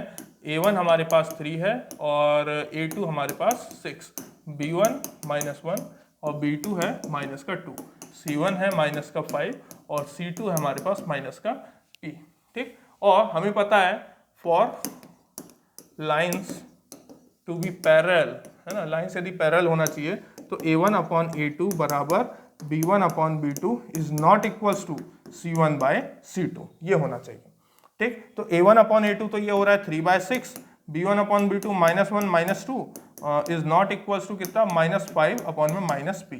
तो देखा जाए ये तो कैंसिल आउट हो रहा है, ये 1/2 is equals to 1/2 is not equals to minus से माइनस ये भी कैंसिल 5/p। तो किन्हीं भी दो को अब ले सकते हैं सिर्फ, तो किन्हीं भी दो को ले लेते हैं, कितना कि भैया 1/2 is not equals to 5/p, तो p is not equals to कितना 10, है ना, मल्टीप्लाई हो जाएगा p इधर, हाँ है ना। तो हेंस हम क्या बोल सकते हैं कि p बिलोंग्स टू r, है ना, या फिर ऐसे लिखते हैं hence for all values of p, for all values of p except p is equals to 10, the system of equations will be parallel, ठीक है ना। यानी कि आप p को सिर्फ 10 ना लिखिए, बाकी आप p कुछ भी रखिए, आपकी दोनों लाइंस हमेशा क्या रहेंगी, पैरेलल ही रहेंगी। p बस क्या नहीं होना चाहिए, 10 नहीं होना चाहिए, except p is equal to 10 पे, ठीक। तो ये देखिए एक और क्वेश्चन हो गया आगे। Find the value of k so that the pair of equation this and this has a unique solution. ये तो और भी आसान सा, ठीक, मेरे ख्याल से आपको पता ही है, अब तो आदत में आ गया होगा। क्या क्या गिवन है वो लिख लीजिए, x plus 2y minus 5 is equal to 0 और ये 3x plus ky plus 15 is equal to 0। तो हम इसको कंपेयर करेंगे ऑन कंपेयरिंग विथ, ठीक, किससे, वो तो याद हो गई होंगी, a1x प्लस b1y और plus c1 is equal to 0 और a2x plus b2y plus c2 बराबर 0।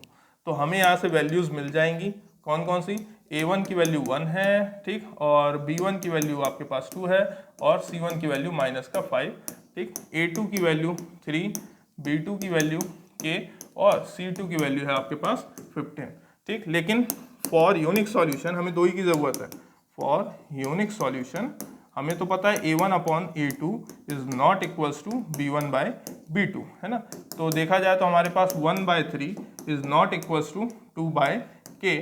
तो यहाँ से हमारे पास k की वैल्यू आ रही कि k should not equals to 6, k की वैल्यू क्या नहीं होना चाहिए, 6 नहीं होना चाहिए, ठीक। तो find the value of k so that the pair of equation has a unique solution.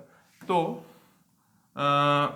x, या फिर ऐसे बोल सकते हैं कि for all k except k is equals to 6, the given system of equation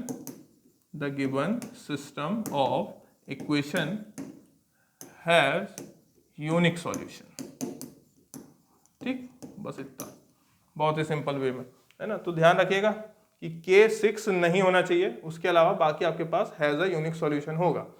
तो चलिए k नॉट इक्वल्स टू 6 है।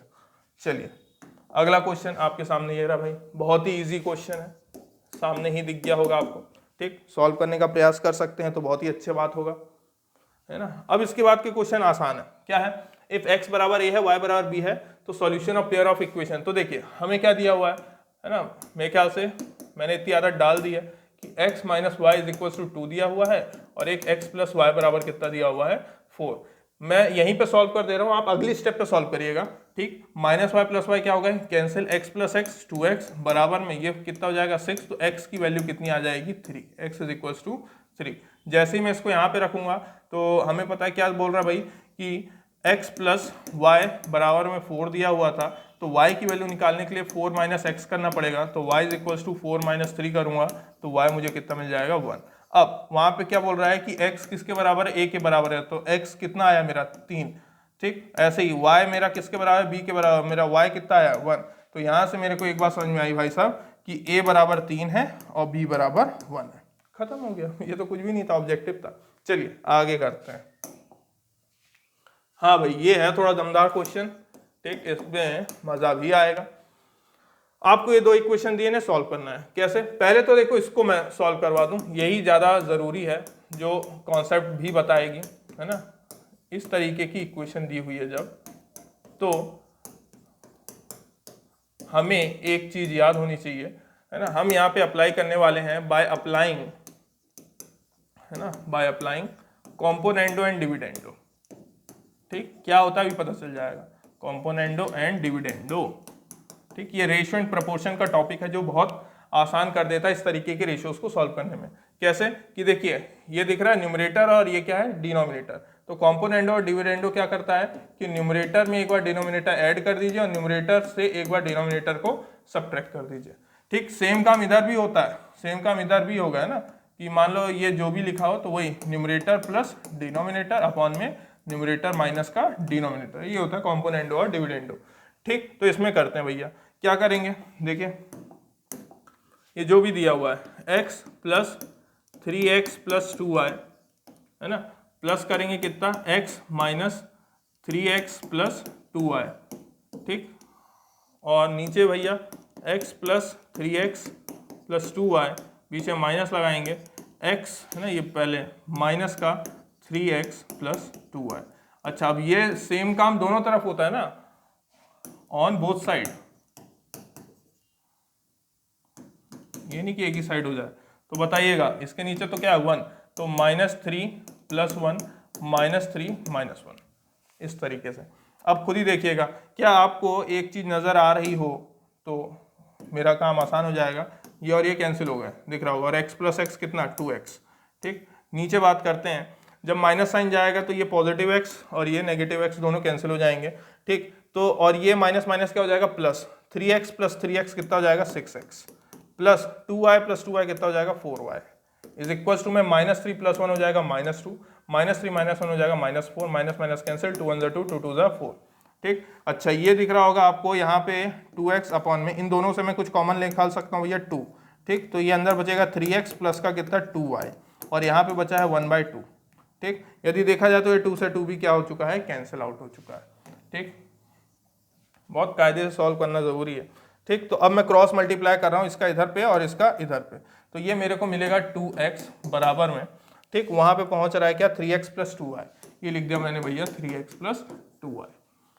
ठीक, अब जैसे ही करूंगा तो 2x उधर माइनस हो जाएगा, तो यहाँ पे बचेगा सिर्फ x प्लस 2y बराबर में 0। तो हमारे पास इक्वेशन है x प्लस 2y बराबर 0, और पहली इक्वेशन हमारे पास दी हुई है ना, और दूसरा तो ये है इक्वेशन नंबर 2। ठीक, और 2x माइनस 3y माइनस 1 जो था इज इक्वल्स टू 1 कर दिया, ये हमारे पास इक्वेशन नंबर 1। ठीक, तो फ्रॉम फर्स्ट एंड सेकेंड क्या क्या है हमारे पास, 2x minus 3y is equals to 1 है, और ये दिया हुआ है x प्लस 2y बराबर में 0, है ना। क्या करें भाई, बहुत ही सिंपल है, इसमें तो कोई दिक्कत होनी नहीं चाहिए। देखो सब्स्टिट्यूशन से भी कर सकते हैं ना, ये x की जगह -2y रख सकता हूँ, x की जगह -2y रख सकता हूँ, पर फिलहाल एलिमिनेशन लगाते हैं, इसको कैंसिल आउट करना है तो मैं यहाँ पे 2 का मल्टीप्लाई कर रहा हूँ, तो 2x minus 3y is equals to 1। ठीक, और यहाँ पे हो जाएगा 2x plus 2 2 4y is equals to में 0, कैंसिल आउट करूँगा, साइन चेंज करूँगा, है ना, साइन चेंज, ये कैंसिल आउट। ठीक, तो माइनस का 4y माइनस का 3y, सब लोग बोलेंगे भाई साहब माइनस का कितना 7y, और इज इक्वल टू में 1 माइनस 0 बचेगा 1, तो y की वैल्यू आ जाएगी माइनस का 1/7। ये y हमारा कितना आ गया माइनस का 1/7। अब इसी में भैया सॉल्व कर देते हैं क्या, कि ये जो हमें दिया हुआ था कितना x प्लस 2y बराबर में कितना 0, तो x है ना, और ये +2 यहाँ पे माइनस का 1/7 बराबर में 0, तो ये हो जाएगा x माइनस का 2/7 इज इक्वल टू 0, तो x की वैल्यू आ रही कितनी 2/7 हमने निकाल दी भाई साहब। ये रहा हमारा x, ये रहा हमारा y, है ना। तो बहुत ही सिंपल वे में क्वेश्चन सॉल्व हुआ है आपके लिए। ये एक इंपॉर्टेंट चीज थी, बाय कंपोनेंडो एंड डिविडेंडो। ठीक है, नेक्स्ट क्वेश्चन पे चलते हैं। नेक्स्ट क्वेश्चन आपके सामने ये रहा, है ना, ये भी एक इंपॉर्टेंट क्वेश्चन है ना, बहुत ही इंपॉर्टेंट है।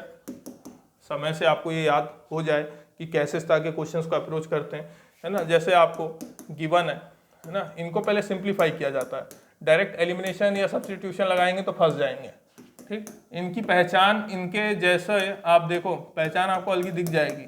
पहचान देखो आप, इनकी पहचान देखो, जो x का कॉफिशिएंट है वो एक समय बाद y का है, x का जो कॉफिशिएंट है एक बार वो y का कॉफिशिएंट है। तो ऐसे समय में क्या करना है कि एक बार, है ना, मैं इनका नाम रख दे रहा हूँ, ये पहली है ये दूसरी है। ठीक, कि एडिंग फर्स्ट एंड सेकेंड ना, फर्स्ट और सेकेंड को एक बार क्या कर दो, जोड़ दो। तो जैसे ही जोड़ोगे, देखो यहीं पे जोड़ दे रहे हैं। ठीक, तो ये कितना 3 2 5 है ना, तो ये हो जाएगा 65x plus 65y is equal to, इसको भी जोड़ना है तो कितना हो जाएगा 4 और 1 5, 3 और 1 3 6, 65 से डिवाइड मारूंगा तो ये आ जाएगा x प्लस वाई बराबर 1। ये मेरे पास इक्वेशन नंबर 3 सपोज। ठीक, मेरे ख्याल से इसमें दिक्कत नहीं। अब एक बार क्या करेंगे, सब्ट्रैक्ट करेंगे हम, है ना, सब्ट्रैक्ट फर्स्ट इक्वेशन में से सेकंड इक्वेशन को, या सेकंड में से फर्स्ट को, जो आपको सही लगे उसको माइनस कर दो। तो देखो जैसे ही माइनस करोगे तो ये माइनस साइन यहाँ पे आ जाएगा, है ना, मैं ज़्यादा गोद नहीं रहा हूँ। जैसे ही माइनस साइन आएगा तो 32 और माइनस का 33, तो मेरे ख्याल से आपको पता है माइनस का x बचेगा, है ना। और यहाँ पे जैसे ही माइनस होगा तो 33 में से 32 गया तो प्लस का y बचेगा। ठीक, यहाँ पे 4 में से 1 गया तो बचा भैया 3, है ना, इतना ही बचेगा मेरे ख्याल से माइनस का। हाँ, हो गया, ये खत्म हमारे पास, ये हमारे पास इक्वेशन नंबर 4, है ना। अब इसको सॉल्व कर लो फ्रॉम फर्स्ट एंड फोर्थ, है ना, from third and fourth, from third and fourth. तो बताइएगा क्या हो रहा है भाई, x प्लस वाई बराबर 1 दिया हुआ था, माइनस का x प्लस वाई बराबर 3 दिया हुआ था। ठीक, ऐड कर दे रहे हैं, ये कैंसिल, ये कितना हो जाएगा 2y बराबर में कितना 4, तो y इज इक्वल टू हमारे पास कितना आ रहा है भैया 2 आ रहा है। ठीक, थोड़ा सा और सॉल्व करने पे यहीं पे दिया हुआ है हमें कितना, कि x प्लस वाई बराबर हमारे पास है 1, और y हम कितना ला चुके हैं, y हम 2 ला चुके हैं, इज इक्वल टू 1, तो x बराबर कितना 1 माइनस 2, तो x की वैल्यू माइनस का 1, है ना। मेरे ख्याल से ठीक ही ठाक किया अपन ने, y की वैल्यू 2 और x की वैल्यू माइनस 1, ये दोनों हमारे फाइनल आंसर्स हैं। चलिए नेक्स्ट क्वेश्चन पे आते हैं, है ना। ये देखिए भैया, solve the following pair of equations. अब ये वाले इक्वेशंस को कैसे सॉल्व करते हैं भाई, रेड्यूस कर देते हैं नॉर्मल फॉर्म में।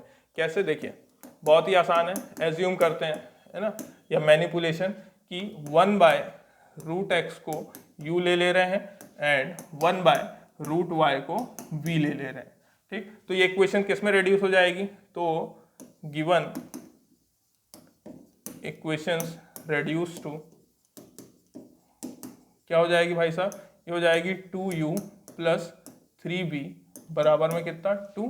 ठीक, और दूसरी वाली इक्वेशन क्या हो जाएगी भैया, ये हो जाएगी 4u माइनस का 9v बराबर -1। ठीक, इन्हें तो हम सॉल्व कर सकते हैं, इनमें तो कोई दिक्कत है नहीं। अब क्या करें, इसमें मैं 3 का मल्टीप्लाई कर रहा हूँ, है ना, मल्टीप्लाइंग बाय 3, तो कितना हो जाएगा 3 2 जा 6u प्लस 3 3 जा 9v बराबर में कितना 3 2 जा 6। ठीक, इस इक्वेशन को नीचे ला रहा हूँ, यहाँ पे 4u माइनस का 9v बराबर है -1, ये कैंसिल आउट हो गए। अब समझ में आया क्या किया था। ठीक, ये कितना हो जाएगा 10u इज इक्वल्स टू कितना हो जाएगा भैया, है ना, ये तो 6 था -1, तो 6 - 1 ये आपके पास 5, तो u बराबर आपके पास आ रहा है 1/2, है ना, u बराबर 1/2 आ गया।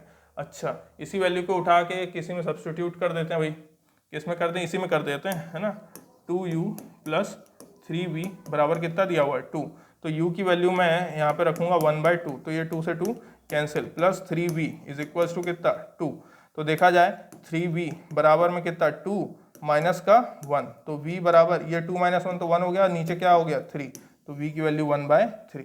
अच्छा, अभी भी क्वेश्चन हमारा खत्म नहीं हुआ है ना, हमने रेड्यूस किया, उसको वापस नॉर्मल फॉर्म में लाना पड़ेगा। ठीक, हमने लिखा था 1/√x बराबर में u, तो u की वैल्यू कितनी हमारे पास आई है 1/2, ये लिखा मैंने 1/2। रेसिप्रोकल करेंगे या फिर क्रॉस मल्टीप्लाई, जो सही लगे आपको, तो ये √x है ना, √x, अरे √x बराबर में कितना दिया हुआ है 2, स्क्वायरिंग करूंगा जैसे ही है ना, स्क्वायरिंग, तो स्क्वायरिंग करेंगे तो ये हो जाएगा x और ये हो जाएगा कितना 4। ठीक, उसी तरीके से 1/√y बराबर में हमने कितना निकाला 1/3 निकाला, तो ये लिख दिया 1/3, 1/3 है, यानी कि √y बराबर कितना है 3 है। स्क्वायरिंग जैसे ही करूंगा तो ये हो जाएगा y बराबर में 9, तो अब final answer is x is equal to 4 and y is equal to 9। ठीक, तो मेरे ख्याल से ये क्वेश्चन भी आपको समझ में आया होगा। चलिए लास्ट क्वेश्चन आज का। ठीक, हाँ, अब कई देर से मैं बोल रहा था सब्स्टिट्यूशन, हमने अभी तक जितने भी क्वेश्चन किए एलिमिनेशन से कर दिया। क्या एलिमिनेशन बहुत फास्ट आंसर देता है? ठीक, ऐसा नहीं है, सब्स्टिट्यूशन भी देता है, लेकिन एलिमिनेशन बहुत ही कंट्रोलेबल आंसर दे देता है। अब देखिए इसको सॉल्व करते हैं, है ना, आपको ये भी आना चाहिए।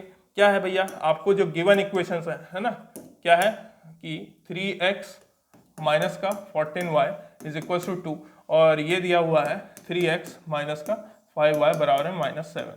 ठीक, ये आपकी फर्स्ट इक्वेशन, ये आपकी सेकंड इक्वेशन। किसी भी इक्वेशन से आंसर निकाल लीजिए, जैसे मैंने बोला भैया फ्रॉम फर्स्ट इक्वेशन, है ना, फर्स्ट इक्वेशन से मैं आंसर मान लो निकाल रहा हूँ कितना 3x। अच्छा रुकिए, देखिए सब्स्टिट्यूशन लोग क्या करते हैं, पूरा x भी निकाल लेते हैं ना, x के टर्म में निकाल लेते हैं या y के टर्म में निकाल लेते हैं, दो ही तरीके से आंसर निकाले जा सकते हैं। ठीक, अब आप पहले तो किसी भी एक इक्वेशन को चुन लो। ठीक, तो मैंने अभी इक्वेशन 1 को चुन लिया, आप चाहो तो 2 को भी चुन सकते हो, किसी को भी चुन सकते हो, उसमें कोई समस्या नहीं। फिर चाहे तो आप x की वैल्यू निकाल लो इन टर्म्स ऑफ y, और चाहे तो आप y की वैल्यू निकाल लो इन टर्म्स ऑफ x। ठीक, तो बहुत सारे तरीकों से सॉल्व किए जा सकते हैं। इजीएस्ट वे आपको तब समझ में आएगा जब आप बहुत प्रैक्टिस कर चुके होंगे। ठीक, अब जैसे आपको ये बताया गया होगा कि x को अकेला रखना होता है, नहीं, x को अकेला रखने की कोई जरूरत नहीं। जैसे देखिए यहाँ पे फ्रॉम इक्वेशन फर्स्ट में यहाँ पे दिख रहा है कितना 3x माइनस 14y बराबर कितना दिया हुआ है 2, तो मैं यहाँ पे 3x ये 2 माइनस 14y उधर जाएगा तो प्लस का 14y। अब मैं यहीं पे रुक जाऊंगा, लोग बात 3 को नीचे भेजेंगे, पर 3 को भेजने की जरूरत नहीं। क्यों? क्योंकि मुझे दिख रहा है कि इस चीज को उठा के मुझे दूसरी इक्वेशन में जो सब्स्टिट्यूट करना है, तो वहां पे 3x चाहिए ना कि x चाहिए। बात समझ में आ रही कि नहीं आपको, है ना? बहुत ही सिंपल वे में आप इसको सिंपली सॉल्व कर सकते हैं, सिंपल सोच सकते हैं। ज्यादा क्रिटिकल बनाएंगे तो तकलीफ में आप ही आएंगे। तो बहुत ही सिंपल वे में ज्यादा सोचिएगा कि यदि आपको 3x की वैल्यू चाहिए तो 3x की वैल्यू आ चुकी है, तो ये मेरे लिए हो गई इक्वेशन नंबर 3। ठीक, तो सब्स्टिट्यूटिंग, है ना, substituting the value of 3x in equation number 2। अच्छा ध्यान रखिएगा, सब्स्टिट्यूशन में जिस इक्वेशन से आप वैल्यू निकालेंगे उसी में सब्स्टिट्यूट नहीं कर सकते, उसकी दूसरी वाले में ही रख सकते हैं, ध्यान रखिएगा। तो ये देखिए, ये हमें दिया हुआ है कितना 3x माइनस का 5y बराबर में कितना था -7, तो 3x की जगह मैं ये रखने वाला हूँ कितना 2 + 14y माइनस का 5y और बराबर में कितना चल रहा -7। ठीक है, ये हो जाएगा हमारे पास कितना भाई, ये हो जाएगा 9y, है ना, 4 गए तो 10 और एक और घटा दो 9, और ये भैया ये उधर जाएगा तो ये हो जाएगा -9 मेरे ख्याल से, है ना, +2 है -2, हाँ, तो y बराबर तो आ गया -1। समझ में आया? बहुत ही सिंपली सॉल्व होगा, कोई दिक्कत नहीं। ये हो गया, तो फ्रॉम इक्वेशन थर्ड पे आ जाते हैं। थर्ड इक्वेशन आपको क्या दे रही है, ये दे रही है भैया 3x बराबर में कितना 2 + 14y। ठीक, y की वैल्यू क्या आ चुकी है -1, तो 3x बराबर में 2 माइनस का कितना हो जाएगा 14 हो जाएगा, है ना, अरे -1 रखेंगे, माइनस का 14 हो जाएगा, तो 3x बराबर कितना हो जाएगा -12, तो x बराबर कितना हो जाएगा भाई साहब, डिवाइड करके -4। ठीक, तो आशा करता हूं आपको ये मेथड भी समझ में आई होगी। आप कुछ भी आप चाहते तो x की वैल्यू भी निकाल सकते थे, कोई दिक्कत नहीं, पर मैं बोल रहा हूँ जितना इजी सोच पाएंगे उतना अच्छा होगा आपके लिए। ठीक, तो मेरे ख्याल से आज मैंने जितना समझाना चाहता था मैंने समझा दिया। ठीक, इसके अगले लेक्चर में हम सभी वर्ड्स प्रॉब्लम पे डील करने वाले हैं, तो उसके लिए तैयार हो जाइए और इस लेक्चर को ध्यान से पढ़िए और सारे के सारे जो भी मेथड्स मैंने सिखाए उनको बिल्कुल दिमाग में रखिए। ठीक, आशा करता हूँ आपको ये लेक्चर समझ में आया होगा। चलिए, धन्यवाद।